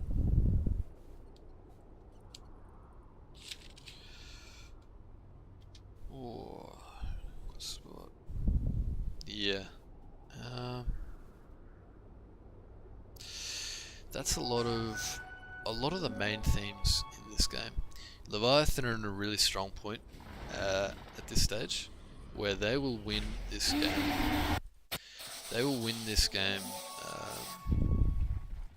I would say 60 at this point, 60% or more of the time from here on out.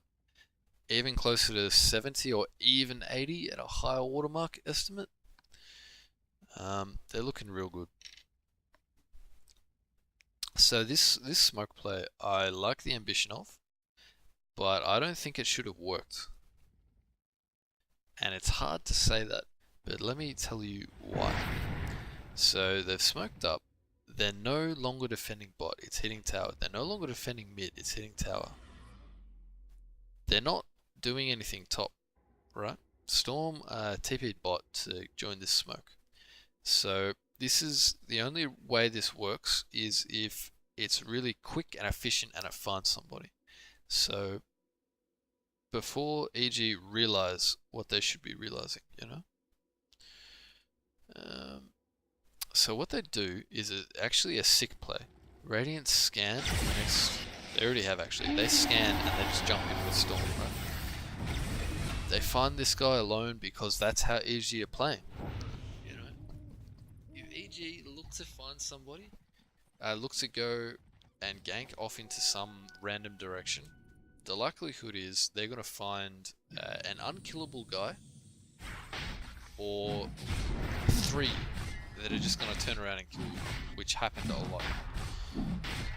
If Leviathan can go and make that play, the likelihood is they're going to find at one guy like a Coddle or a Venno or a Lina, or at best the Tiny, following around Beastmaster. At best, they're going to, at worst I should say, at worst they're going to find a Tiny following around Beastmaster. And so what, they kill them anyway.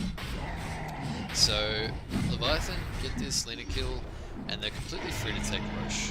Like there's no real trade that EG are able to make, because Lina is the only one offering threat on heroes and at this stage towers. Coddle again is only debush. You can only really let the creeps do the work. And it's another double kill because Universe is just, I have to pause because I was absolutely amazed that Universe made this play. So they've taken Roche, and EG know that Leviathan are in Roche, I'm sure. But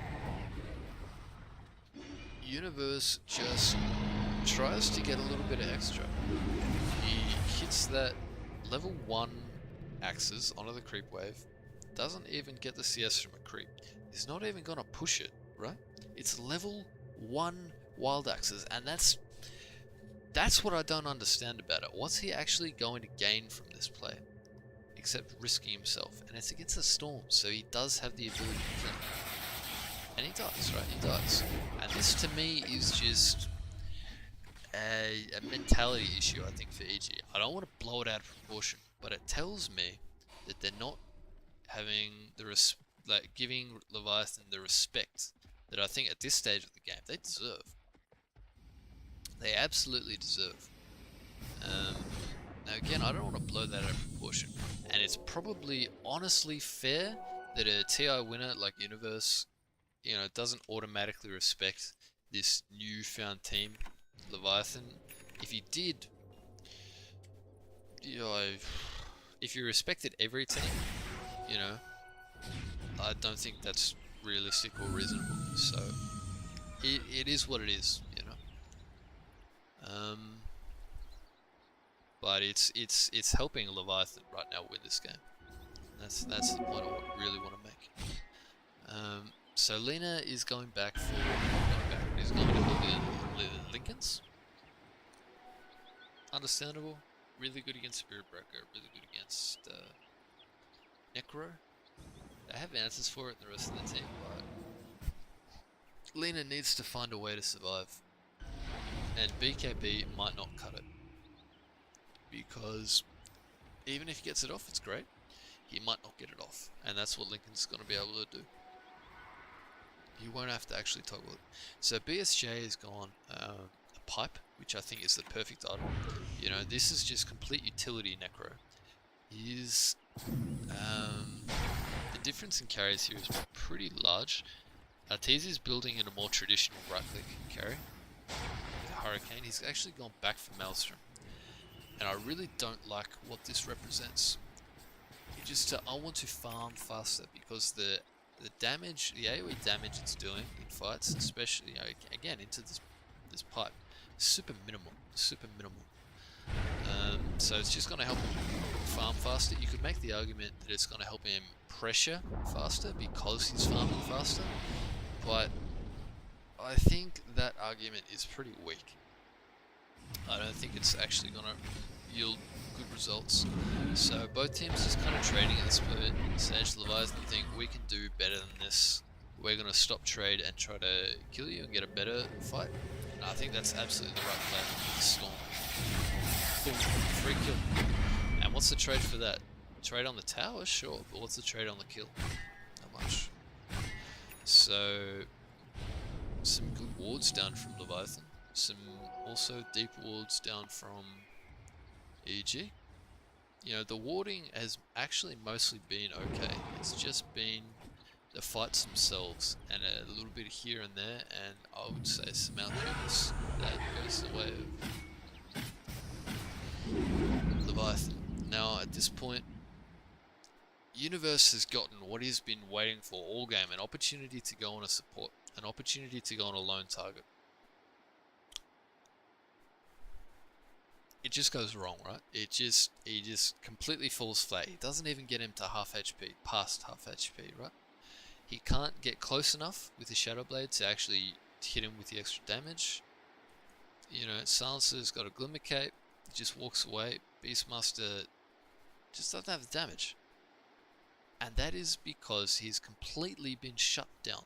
He's level 13, no items, no, you know, nothing. You know, this Silencer, this position 5 Silencer is out leveling him. And the leveling him is important because A, that gives him access to all his skills, which is all he needs as a support. 2,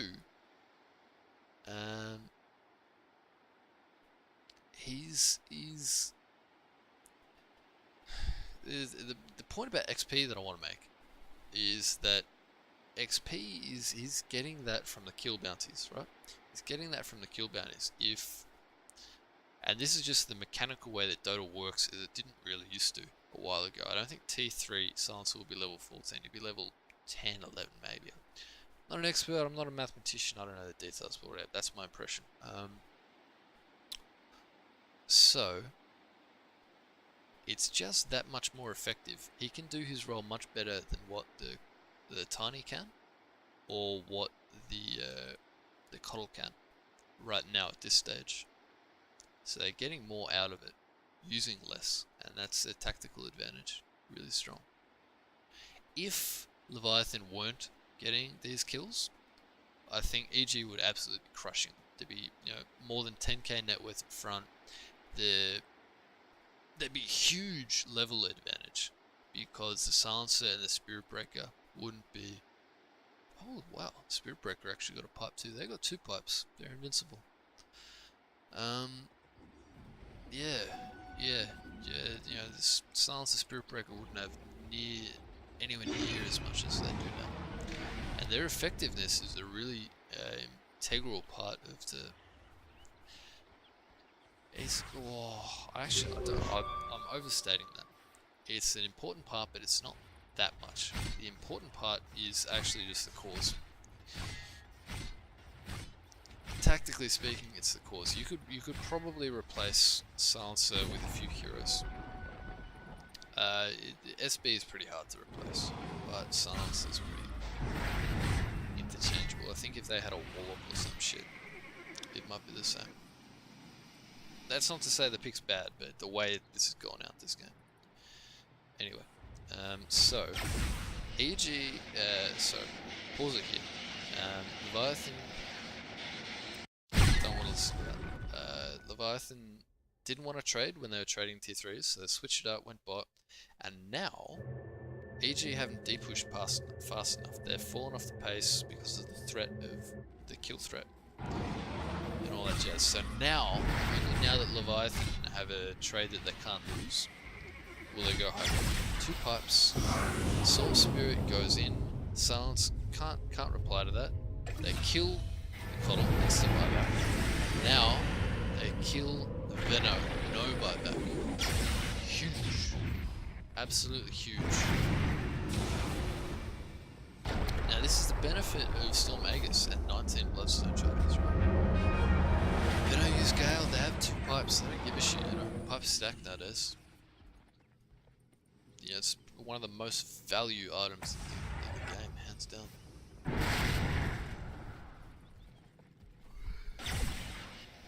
Right, so Samuel just goes straight in. This time Samael, to the man's credit, he's got skill.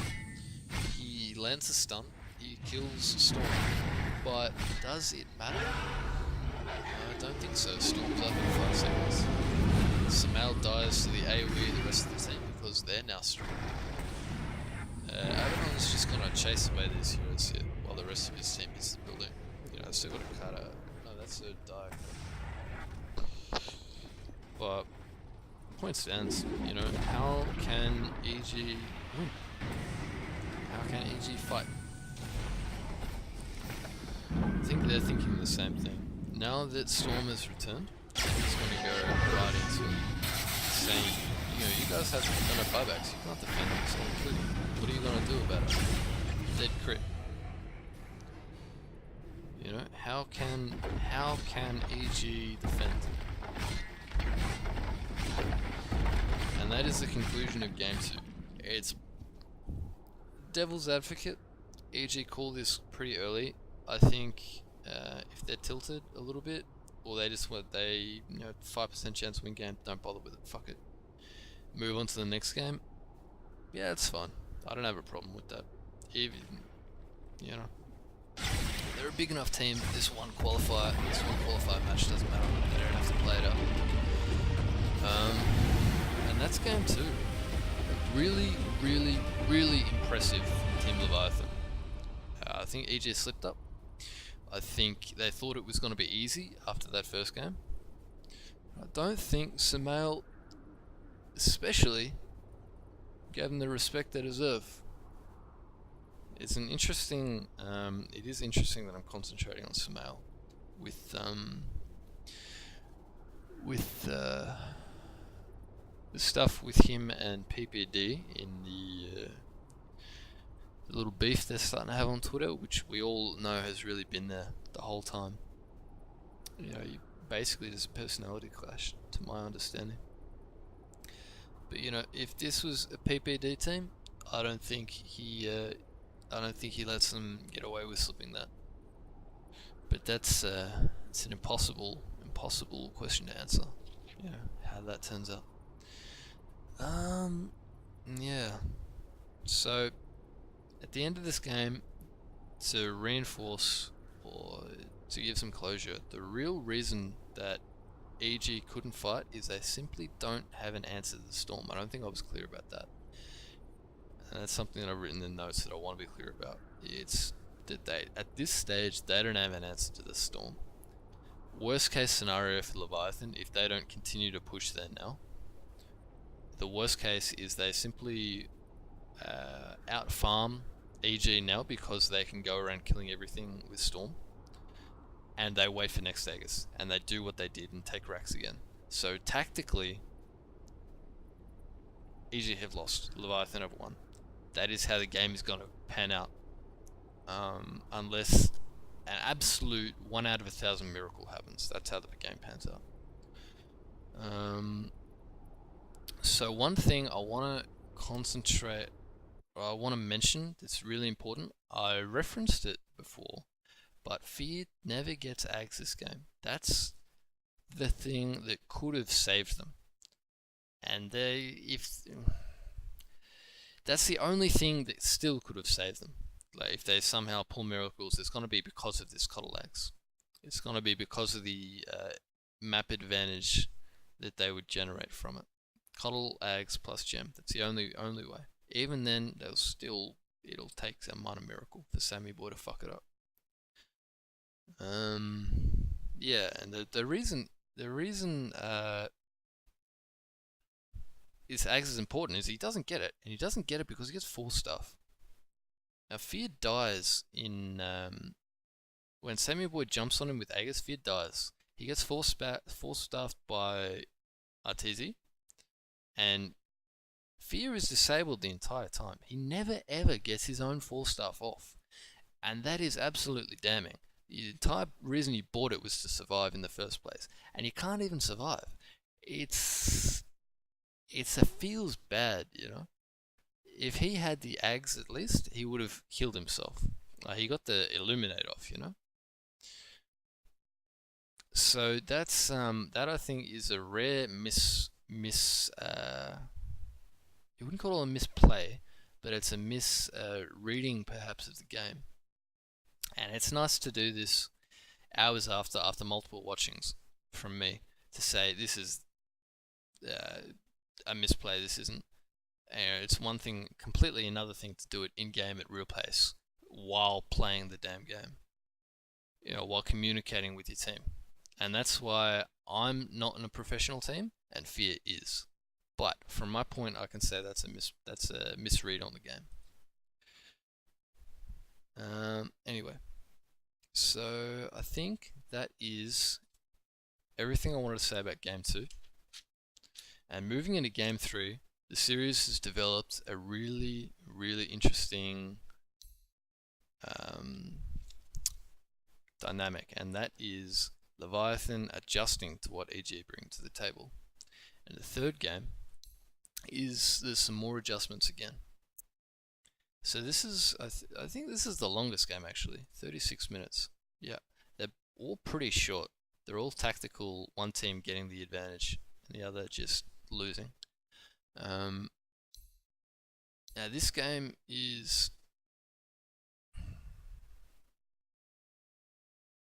if last game was good tactics from Leviathan and EG kind of fucking up, this game is, I think, a comprehensive victory for Leviathan. I think it's an outdraft, and I think it's an outplay. It's not EG fucking up; it's actually an outplay from Leviathan.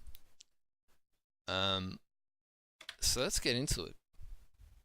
Fucking love Dota, man. So no draft, no broadcaster, thank you. Again, draft really important. So we're gonna look at that.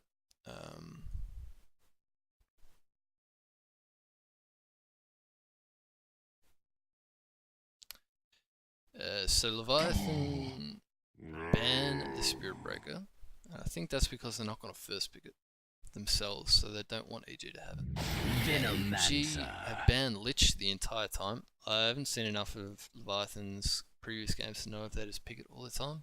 Super strong meta hero, you know, whatever.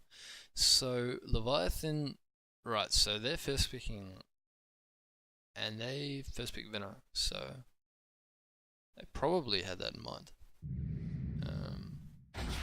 Bounty Hunter. Bounty Hunter coming out from EG, signaling the potential for a different style of play, all the same. You know, Bounty Hunter's a hero that can basically work with vision, so you can be really aggressive with that vision, or you can be defensive with that vision. EG banned the Necro, right? They EG banned the Necro, and that opens the window back up for Night Stalker, right? So this isn't going to be a coddle game from EG. Fear played AA last in that first game, but AA isn't real necessary because EG don't have the blood, don't have the Necro. So Puck, EG like to run this offlane and mid. It's a bit of a versatile pick for them. What am I doing here? So the draft really takes shape around the third pick. Yeah, Abaddon ban, yeah, fair enough. Bloodseeker ban, fair enough. Yeah, come on. A little bit faster, please. A little bit faster, please. AM ban. I think the AM ban's worth it just based off the fact that you don't have kill potential from Night Stalker. When Night Stalker's gonna have complete map dominance is the time that AM's gonna have answers for it. He's gonna have Manta. So I think it's a good matchup there. But most importantly, it's a matchup between the Veno and the AM. The Veno doesn't really have kill potential on AM at most stages of the game. So the draft is taking shape after the third picks. And I want to wait for this third pick here. If it's going to eventually come.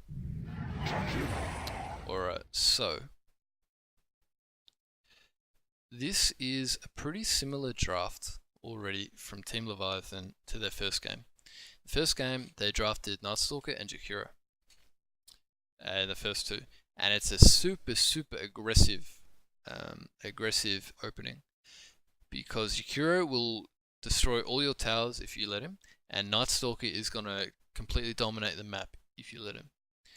Unfortunately, it was rendered kind of complete. These two picks were rendered completely useless by the nature of the rest of their picks. They just didn't synergize well. Synergy is going to be something I'll talk about at the end of this draft.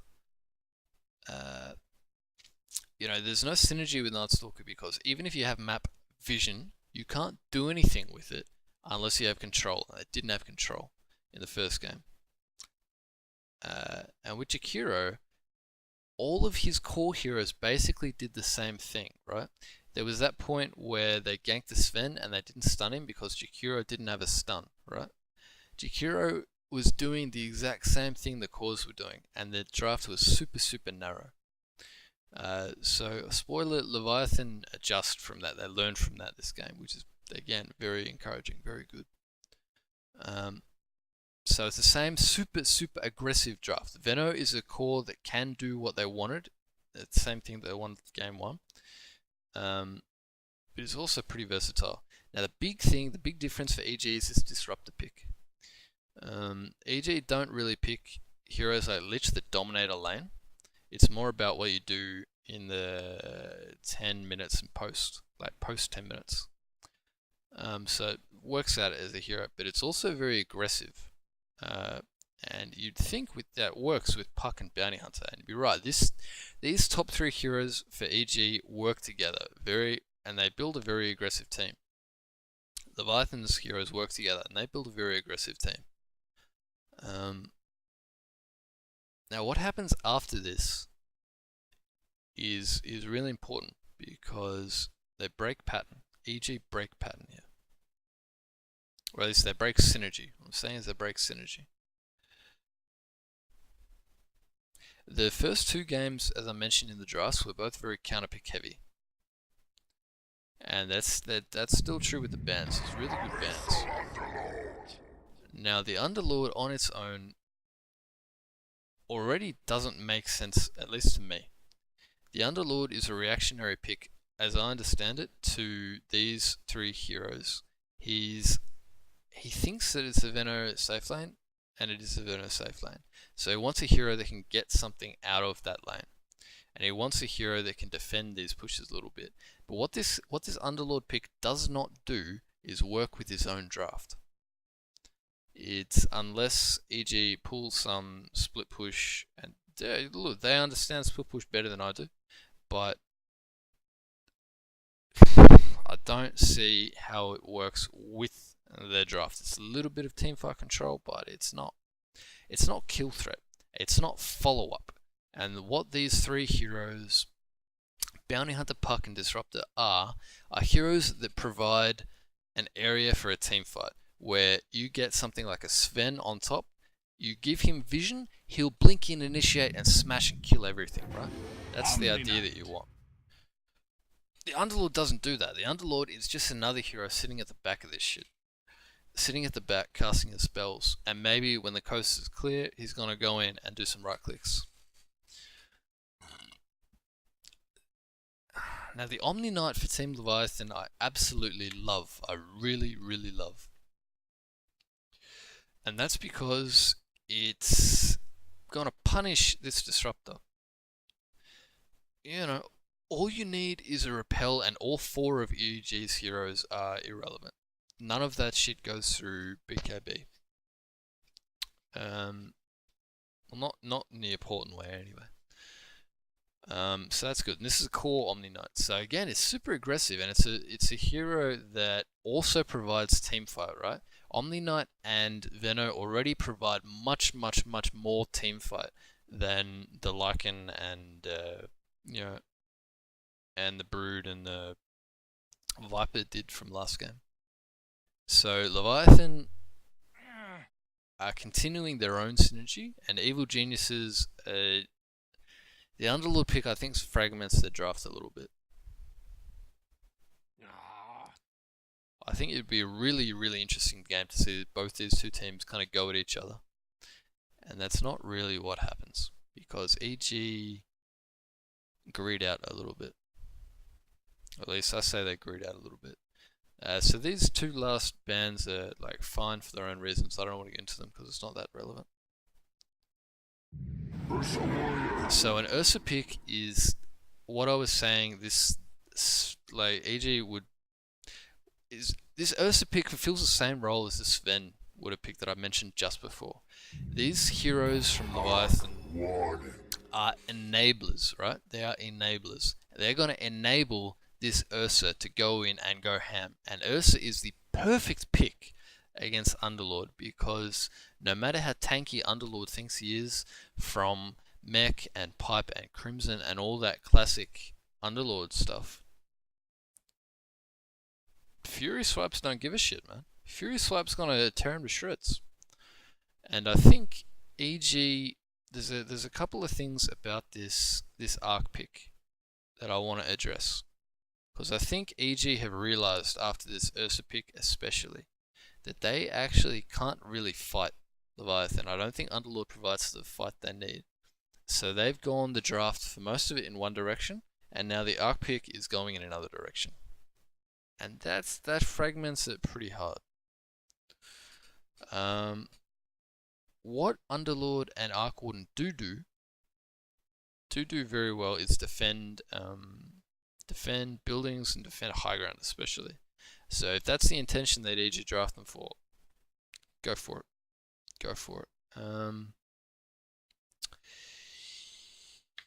But there's 3 things I want to say about this arc pick that I have a real problem with this pick. I've already said that it doesn't really fit the style of EG. I think if they somehow hit a timing with Arc Warden and he's got a lot of farm, maybe they make plays with his clone. I've forgotten the name of it, but whatever. It escapes my mind at the moment. But that's like, Arc Warden is not a hero that fights with your team, and Disruptor and Park and Bounty Hunter really want heroes that fight with your team. Like, Arc doesn't do that. He arguably doesn't do that ever, right? Arguably ever. If you're playing a good Arc Warden game and it's an idle game for your Arc Warden, you actually never fight with your hero. Like you can just get away with fighting with your clone. In order to hit that timing where they do this, he needs to win his lane, and that's arguably the biggest issue I have with this. It's not good against Omni Knight because Omni Knight has tools for it. What ends up happening here is that the Omni Knight and the Night Sword with dual lane, they just basically sit bot, and there's very little that the Disruptor and Arc Warden can do. Even, I think Bounty Hunter comes in and gets a kill once, but it doesn't change anything. That's the key, it doesn't change anything. The lane still goes the same way as if that kill didn't happen.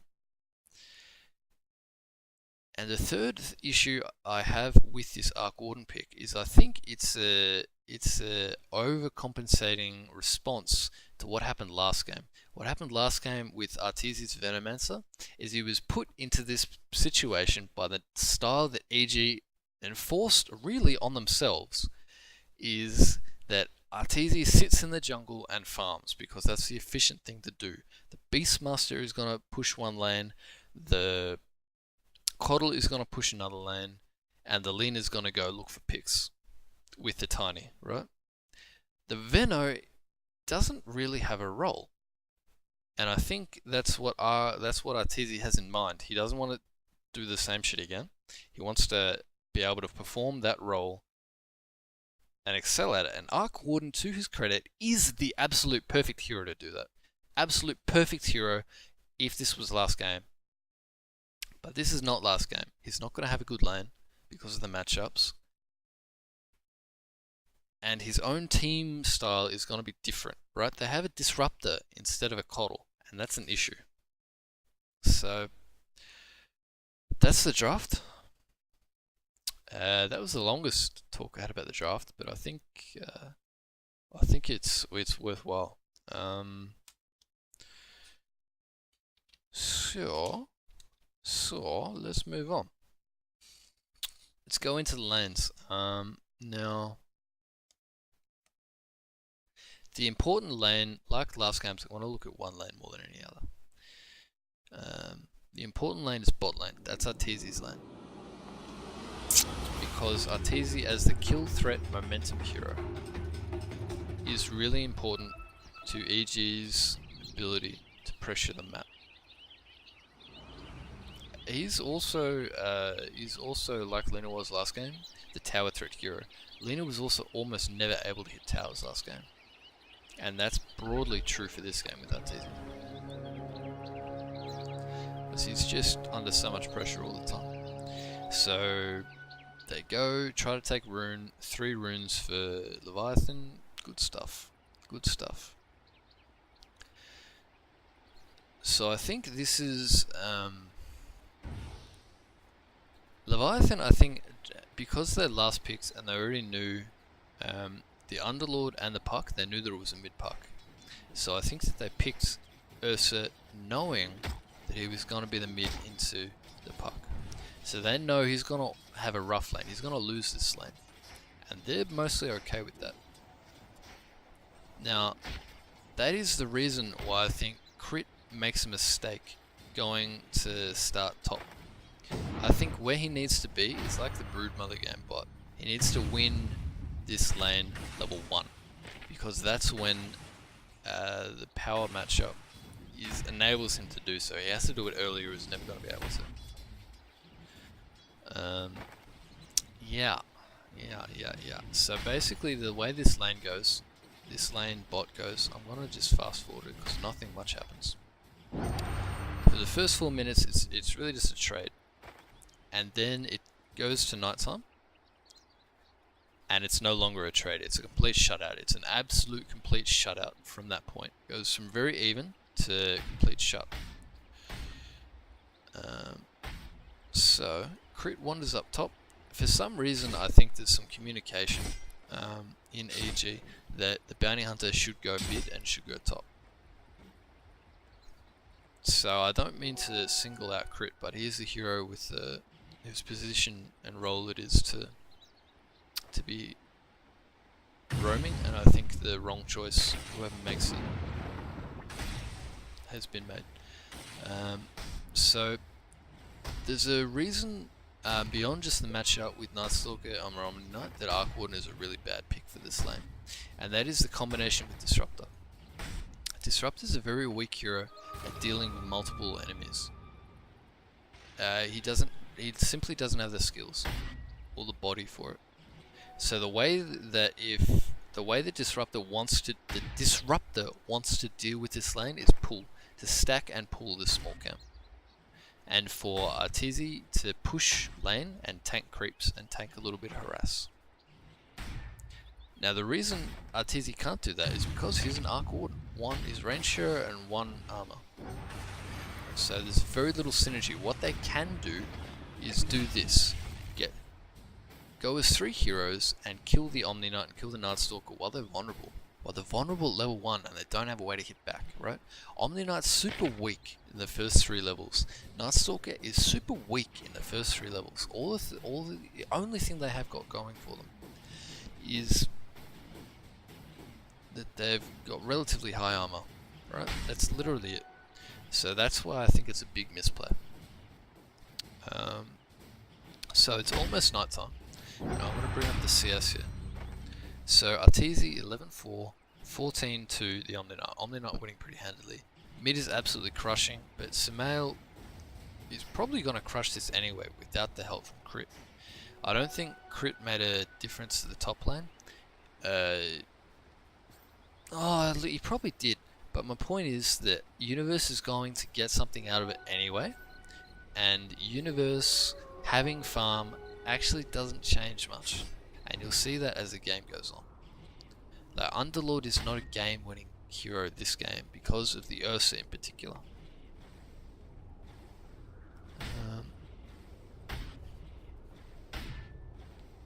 So, consult my notes here.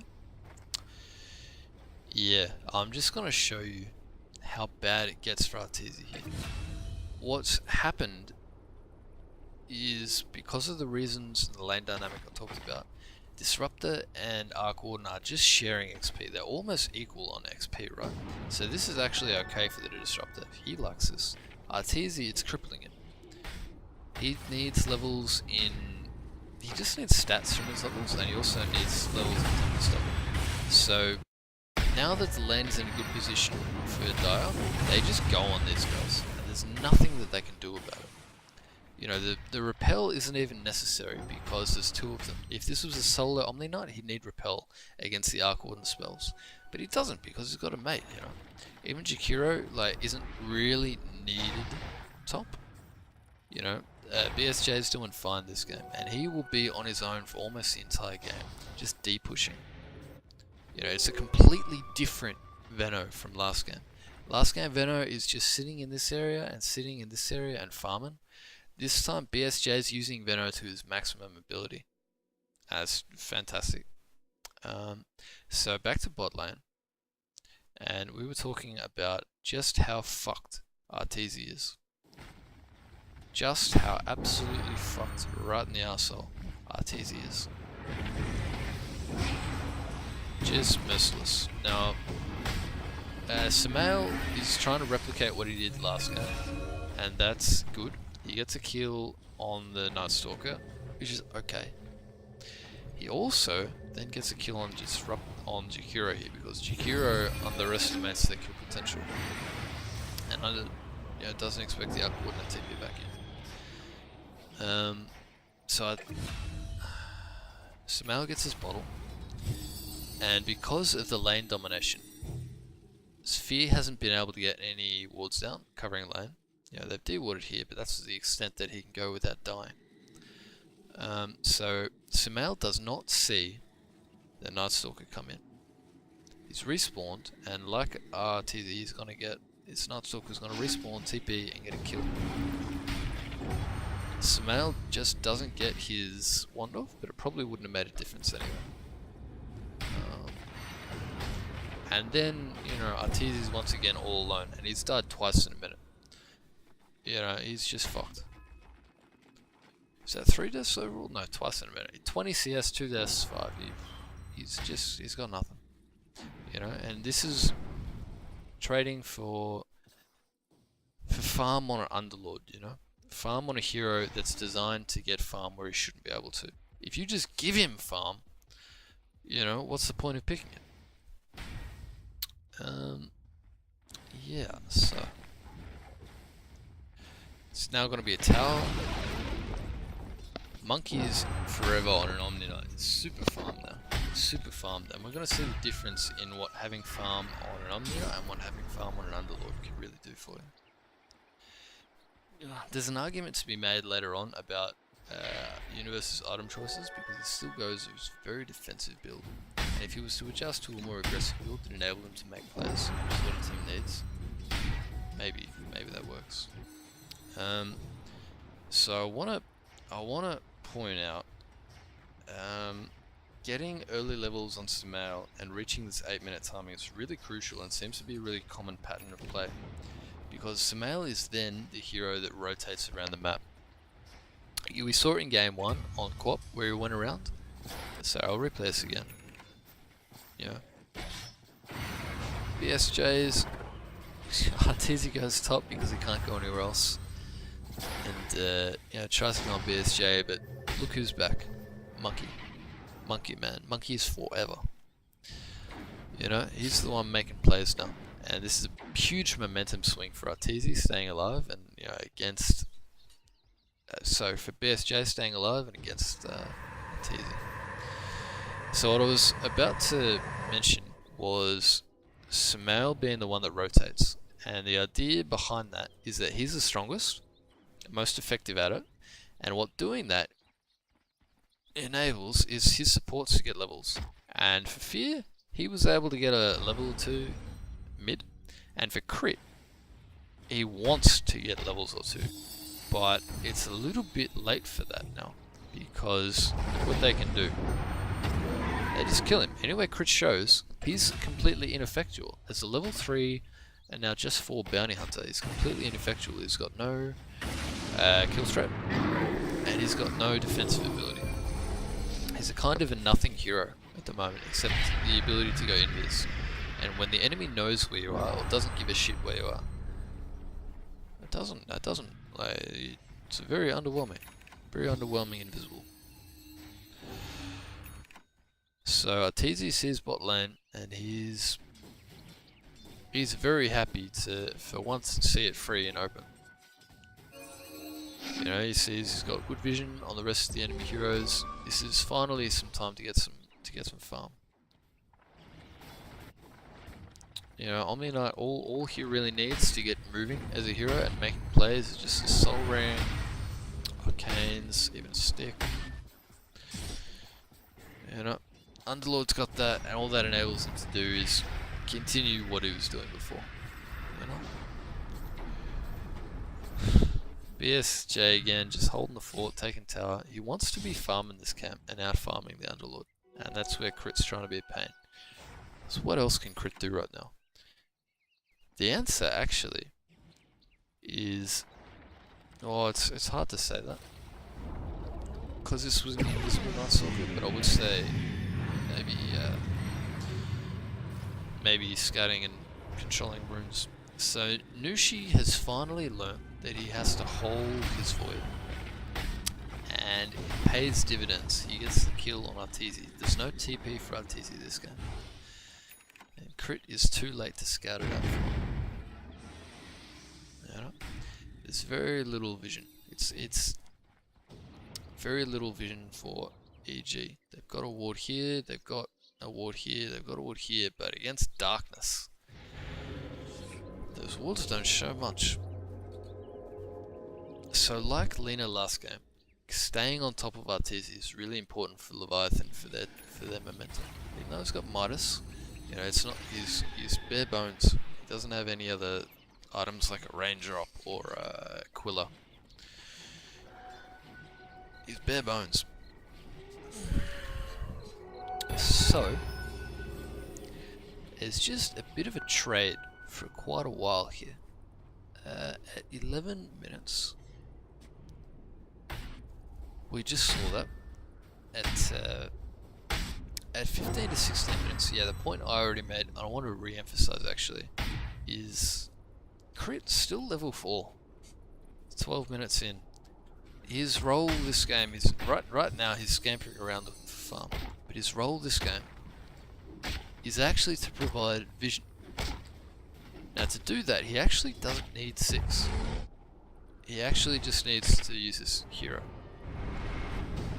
But it's pretty hard against the Night Stalker. And I'm very surprised in hindsight that they actually picked BH at all. He's not a particularly strong hero in general. So this is why I think all games in every... Yeah, look at Ursa just shredded. In all the games, I think game 1 as well. Let me see game 1 draft. Yeah, Crit was, yeah. It's still broadly true. In all games, Crit has a very awkward role. He's kind of hung out to dry a lot and just do what he can. That first game, he was able to make some plays, but that was a little bit down to luck and a little bit down to an outdraft and an outplay a team 1 angle. Crit's role in this EG team is really, at least in this series, is just pretty awkward.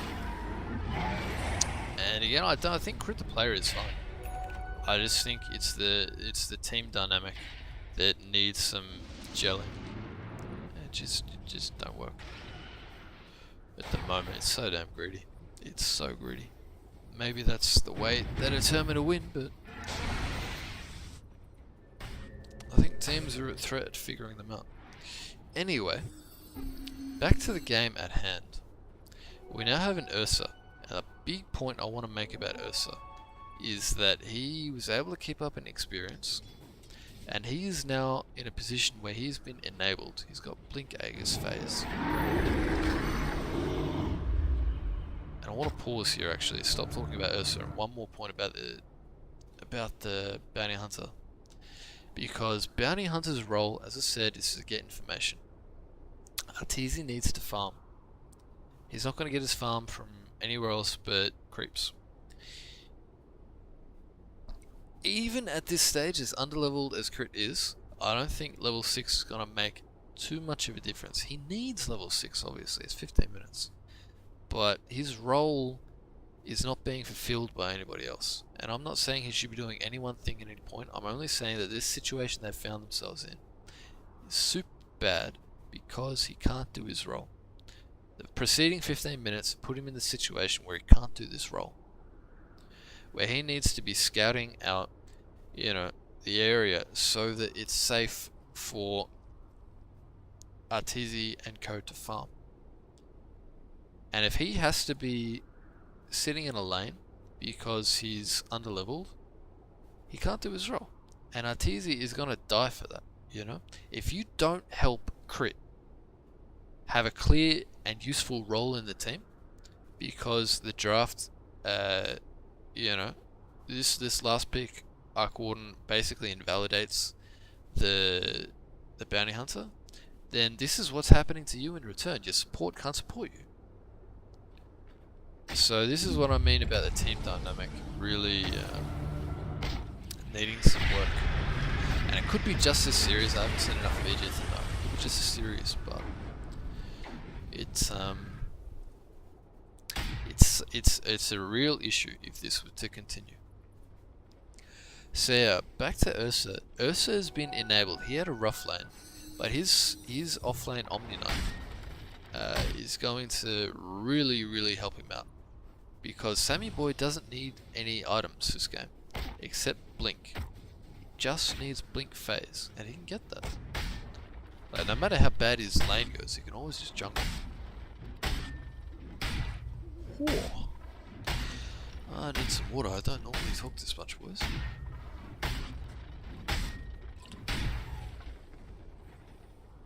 So, Ursa's bot, Venom's mid, the rest of Leviathan are pushing.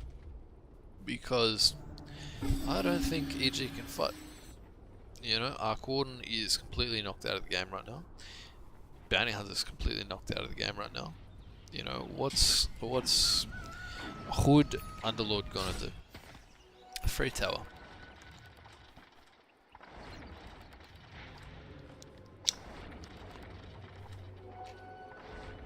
Ooh, okay. So some nice wards up for Leviathan. Pretty hard to de-ward this one. I like this one a lot. And this is an interesting fight. So they think they can get the Omni Knight. Really valuable kill. But Omni Knight just gets mech off the career. And I'm going to replay this fight. So Arteezy dies in well. So all that damage over time. So EG smoke for this. They think they can get something. Arteezy, only Mithril, only Glove of Haste. So I want to point out this is a really cool play from Samael. Right? The Omni Knight, I'm not sure if he's actually trying to get the cast animation off, because it's just a clusterfuck of particles right there. Ooh, excuse me. But anyway, he has time, you'd think, to get the repel off with Glimpse. So Samal sees this and knows this, so he blinks forward to silence him and prevent him getting the repel and stop him being glimpsed. So I just wanted to point that out. That's why Samal does that. And they try to kill this Omni Knight. Now look at the career; it's got the mech on it. Yeah. So these three heroes, right? These three heroes, not Bounty Hunter, not Underlord. These three heroes need to be able to kill this Omni Knight. And as you saw, they can't do it. They just can't do it. If they tried this without the mech, maybe it goes different. But you know, what happens instead is that Bounty Hunter dies to a double damage Night Stalker with dust. I don't think it even uses dust. And they lose Arteezy. And I talked all these series about momentum. That was momentum in action. That was momentum in action. This Omni Knight is too strong. This Venno does too much damage. Chikiro does too much damage. Right? I don't think in the majority of games EG are used to playing from losing positions. And I think that's impacting their ability. In this series anyway. You know. But look, they're great players. They're great players, don't forget that. You can only make so many assumptions before you have to remind yourself of that. So Underlord trying to do his job, which is to depush.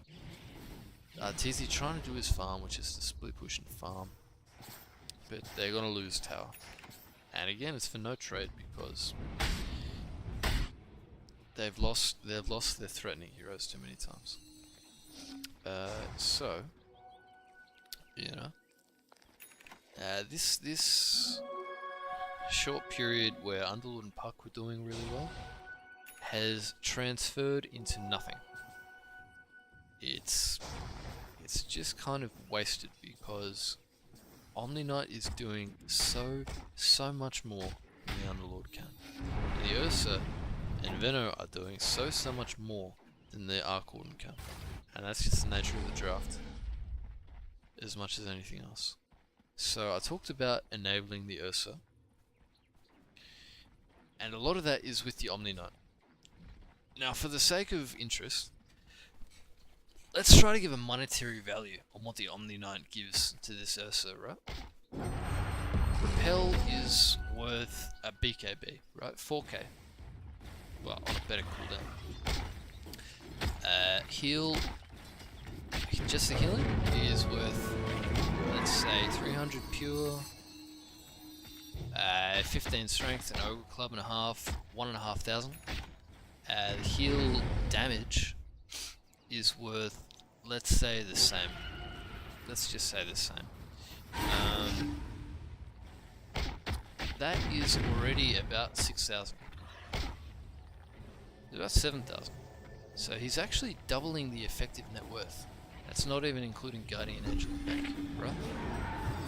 This Omni Knight is the perfect combo, and I love this last pick Ursa for so many reasons. Now, I'm going to go replay this fight to show you how it's done. It's really important.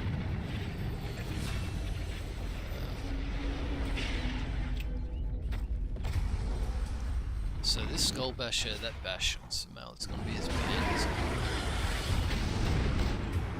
So Leviathan trade their support for highest value hero and Bounty Hunter. And all this while BSJ has been pushing bot. So they also get this tower, I believe. Yeah, Jakiro. Clean that up. So to go back, EG taking another, you could say, another fight just like the last one, forcing on the Omni Knight. They're trying to force the split push players with Disruptor. That's what their draft does, so naturally they should try to play around that. And I'm all for that. What goes wrong here is the execution. So BSJ TPs to the tier 2 so we can't get glimpsed back.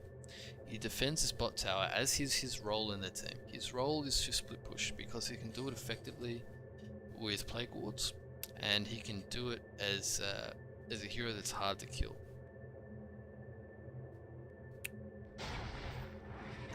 Now, Bounty Hunter goes to an aggressive position here, and look where is Universe TPing from? From jungle. So there's 3 TPs coming, right?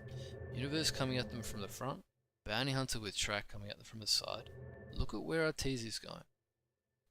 He's gone mid. Look at where he goes. I'm gonna pause it when Samal coils, right? So Samal's going in. Pause it there. Arteezy's going on the creeps, right? He doesn't have his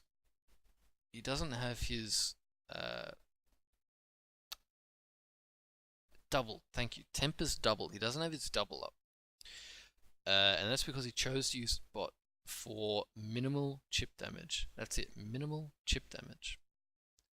So this is a choice from Arteezy. And I'm sure the play was communicated beforehand, so it's a choice, it's a conscious choice. Now, the play that... The reason I think this could be a good play is that Leviathan have essentially been outmaneuvered by EG. This is what EG have been actually looking for their entire game with this draft for the last 5-6 minutes. I think this is what they've been looking for. Best case scenario for them, they can get a fight. We get a 4-man coil, and you know one of Leviathan's top net worths, and I would say most damage impact, most damage is not in the fight. This is the fight that EG can win. Alright, Leviathan are actually out farming them this game, so EG are threat of being wiped out if they don't get return kills like Leviathan did last game. So this is a fight that they can win, and that is only really going to happen if they get a 5 versus 4 when they can do it. If they optionally take a 4 versus 5, sorry, a 4 versus 4 when they could have taken a 5 versus 4, and you lose that 4 versus 4, that is so bad. That is just shooting yourself in the foot. Now, I don't know the team communications. I don't know why Arteezy's gone down here. Maybe he just doesn't want to, impossibly fairly, doesn't want to fight with the Arc. That's just how you play Arc, right? But this game and this team from EG is calling for something different. And this is the drafts. This is the problem with the lack of synergy as a draft manifesting itself in the game, right? So that's a really big point that I wanted to make. I'm gonna adjust my notes for the next point, or for the next stage. So yeah, look, at 20 towers.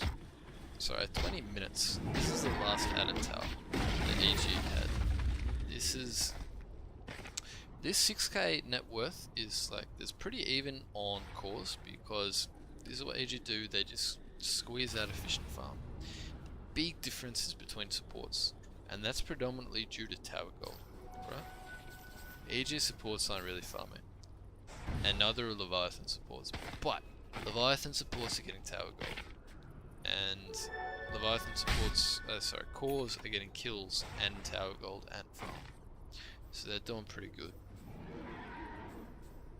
So at this point, it's all going well for Leviathan. They're doing what their draft needs to do. Take over the map. The big next thing they want to play around is this Ags. This Ags is the next big power spike, or their game-winning power spike, you would say. Their map controlling power spike.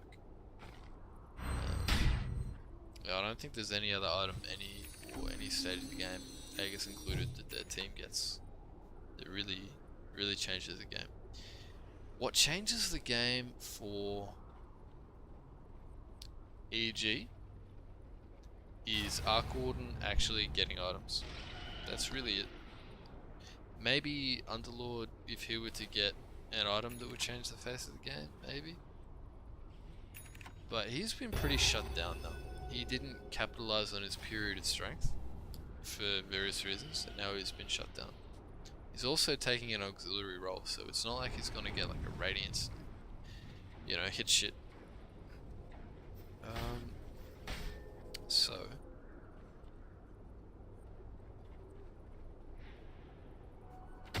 yeah, what EG can do and what their play is defending high ground. I think Leviathan know that, which is why they're perfectly okay with continuing to outfarm. You know, Sumail is the only one in EG that can actually reliably split push because he's so evasive and is about to get Yules to be really evasive. You know, Underlord is a hero that traditionally wants to be able to do that because he's got his ult. But 5 seconds is a long time. 5 seconds against Ursa is not happening. Ursa with Skullbasher and fucking Deso, man. Deso Ursa, it's not gonna happen against. And Uni knows that. You know, it's the same thing for Arc Warden. Arc Warden hero cannot show on lanes. Just Tempest double. So Leviathan know all this. They're in no rush. It's good. It's good. They don't want to give kills away though. That's the thing. They can trade. They don't have to be completely gazumping them in trading. As long as they're just maintaining and slowly extending their lead. And the extended lead will come with Roches and will come with Ags on Nightstalker. So around 24 here is a play that I think is another one of those that indicates something is just not going right for EG. On the team communication level, or a team mentality or mindset level. And that is, after this Roshana, BSJ is gonna TP here. Now look at Fear's glimpse range. Universe out of there. You know, look at this glimpse range. He's right there, he's got vision. But Fear chooses not to just make this play and fuck with BSJ and delay this push. For some reason. He instead TPs here. And the reason why it makes no sense, there's two reasons why it makes no sense. One, because there's no... I don't think EG are making a play. Maybe they smoke. I don't remember if they do. But I don't think they're really making a play with this. And the second is that I don't think it changes much. Like, the only reason you could do that is if you were scared by Ursa showing. And this just screams to me, not making that play, maybe, I'm sure, something I'm not seeing here. But it makes me think that not all is right, that they're not being simply aggressive as they could be, and just the mindset is just not there. Now Fear could absolutely rightly tell me, what the fuck, that is so irrelevant that it doesn't matter, stop talking about dumb shit. And he could be right, that's fair. But that's one of those things that I'm seeing more and more of from EG, and as the series goes on, that tells me that they're rattled, that the mindset isn't there. And that is the thing that's at the root cause of everything that's gone wrong for them this series. So yeah, to close that point, every team has good and bad days. You know, could be nothing, could be everything. I'm just asking questions. So what happens here is that there is a ward here that sees Arc Warden. There's a ward here that sees Omni-Knight come in. So the moment that TZ is farming without vision, he's vulnerable. The moment he's farming under vision, he's fucked. Now, none of EG are making plays after that. They're actually just sitting in base. So this is an extremely exposed area. Right? Extremely exposed. And he's farming ancients as well. I think Arteezy had thought that Leviathan was simply somewhere else until he sees the Omni Knight. And as soon as he sees the Omni Knight, it's probably too late. I think the Jakiro and the Nazi will get there in time to cancel TPs no matter what he does. But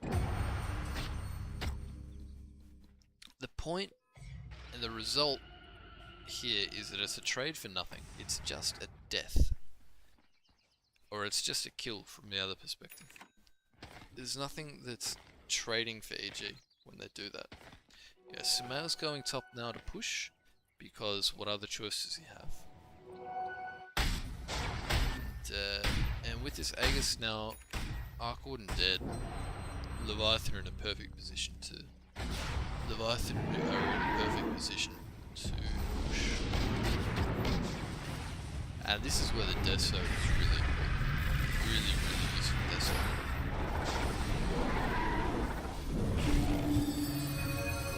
Just increases the kill threat for nuking, like just like that. And the damage that they're going to put out on the tower. That's where it's really valuable.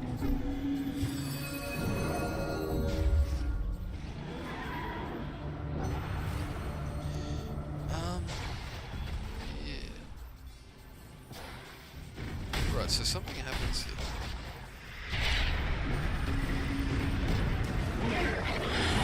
So this siege, I'm gonna let it play out for 5 seconds. Alright, so we're gonna pause, puck behind back, and you'll notice that the Arc Warden was here. Arc Warden respawned and TP'd here. Oh shit, I've gone too far.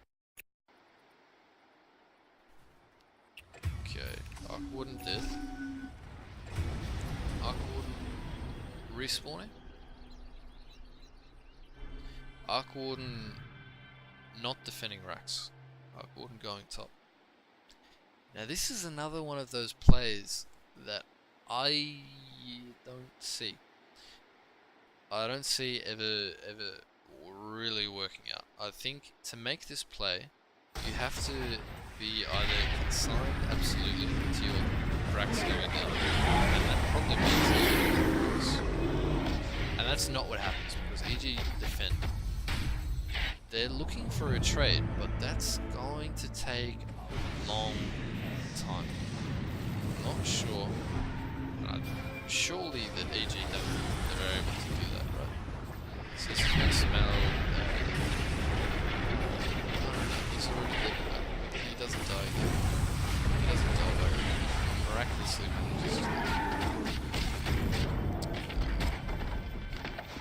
Yes. Yes.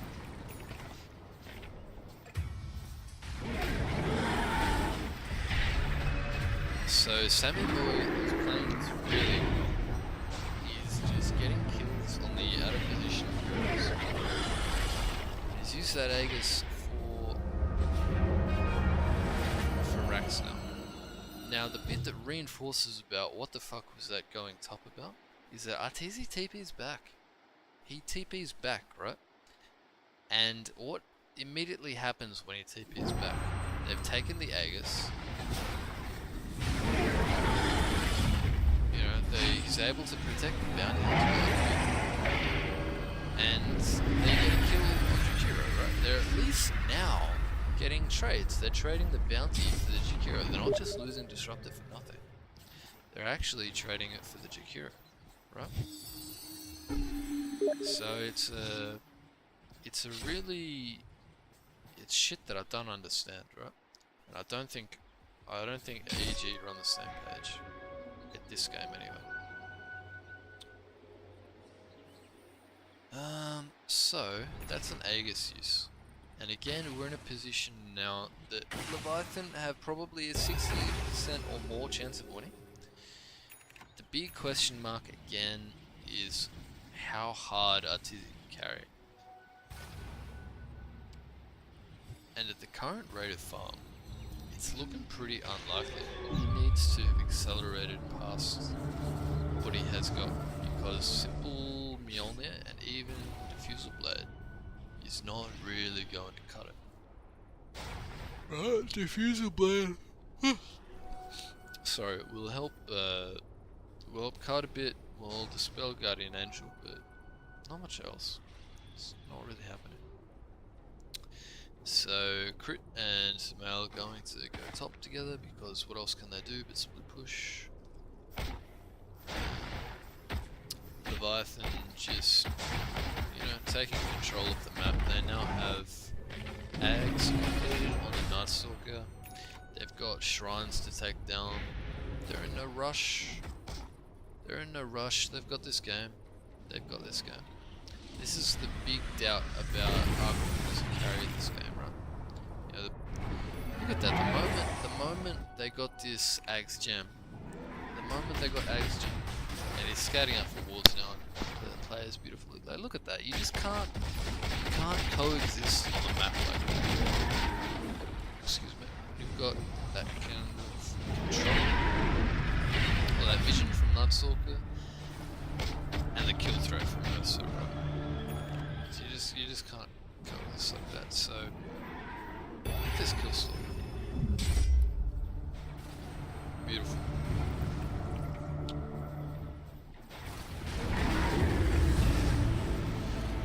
So easy kill on the Underlord. This is just good fight execution. They've got a buyback. They've drawn out, a lot. They just need to heal. They still don't have Aegis, right? Why would Leviathan commit to a push that don't have Aegis? All they've gotten is a buyback, Trades, right? How do EG respond to that trade, They've just been raided, They've got nothing to return. Omni Knight's gone a really, really good build. He hasn't gone some Radiance shit with his playmaking and all the gold that he's got. He's just got a build that enables his team to beat the other team. It's enabled his Versa. And that's perfect. That's perfect.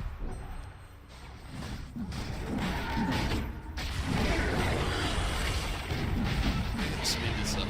This is, this has actually turned out to be a little bit longer than I thought it would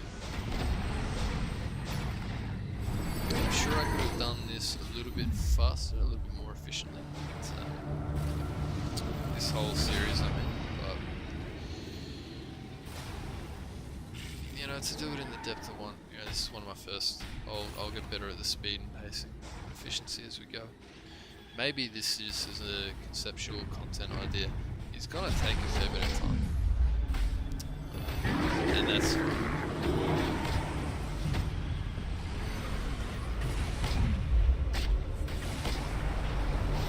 So Ursa goes and dies and gets a couple kills, or it gets one kill.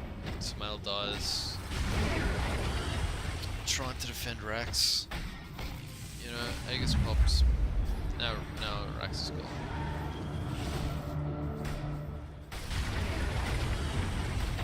How do you fight into that as AG? You just don't have the damage. You just don't have the control. Don't have the initiation. Don't have nothing. What can this prudent bounty hunter do? What can this Arcane Roots Disruptor do? It's just... It's game. This game is what it is. So we're gonna call it there.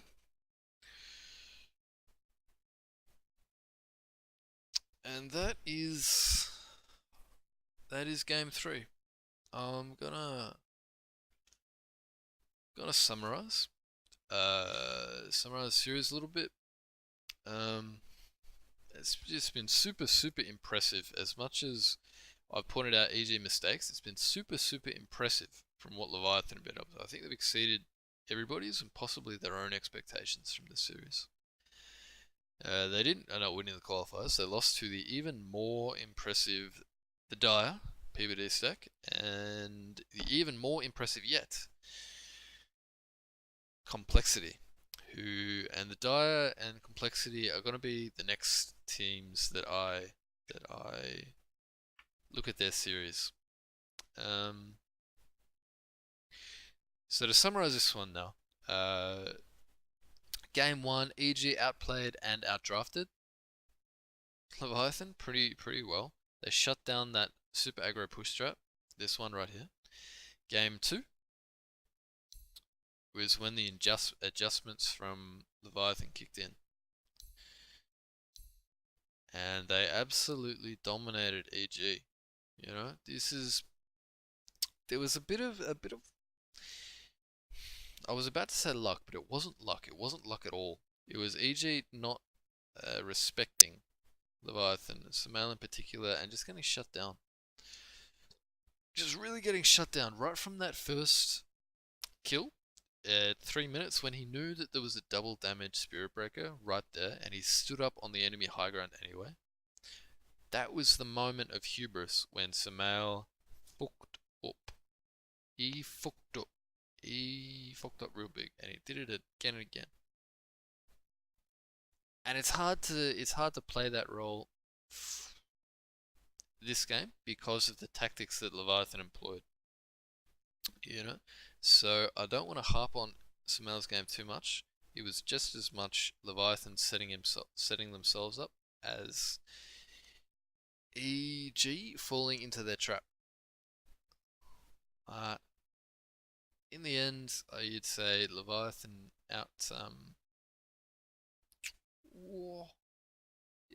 it could have gone either way. Wasn't much an outdraft, but Leviathan certainly outplayed EG. And then third game was just comprehensive to me. It was really just comprehensive. I don't think there was any chance after the draft that EG really had a good shot.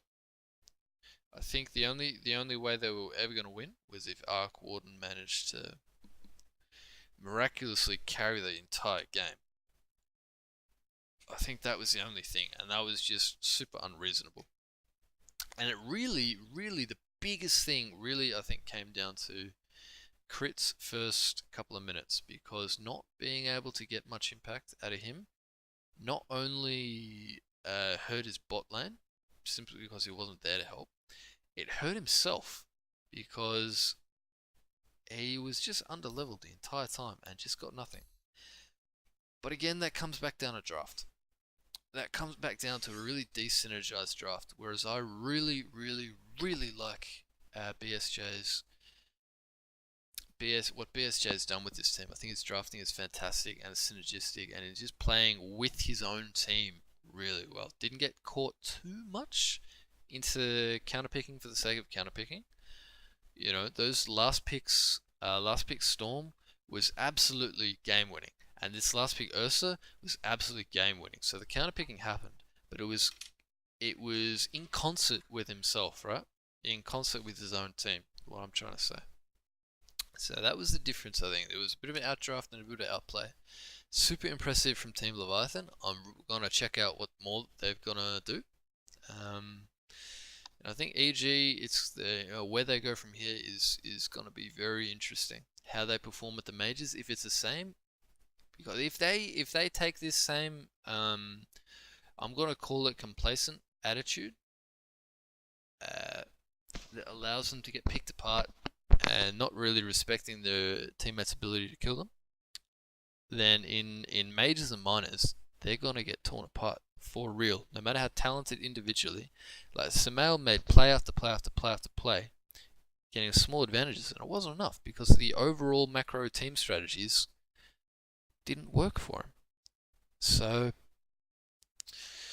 that's how I see it. That's how I see the series. You know, it was a pleasure breaking that down. I hope you enjoyed watching it, guys. So look out for more content in the near future.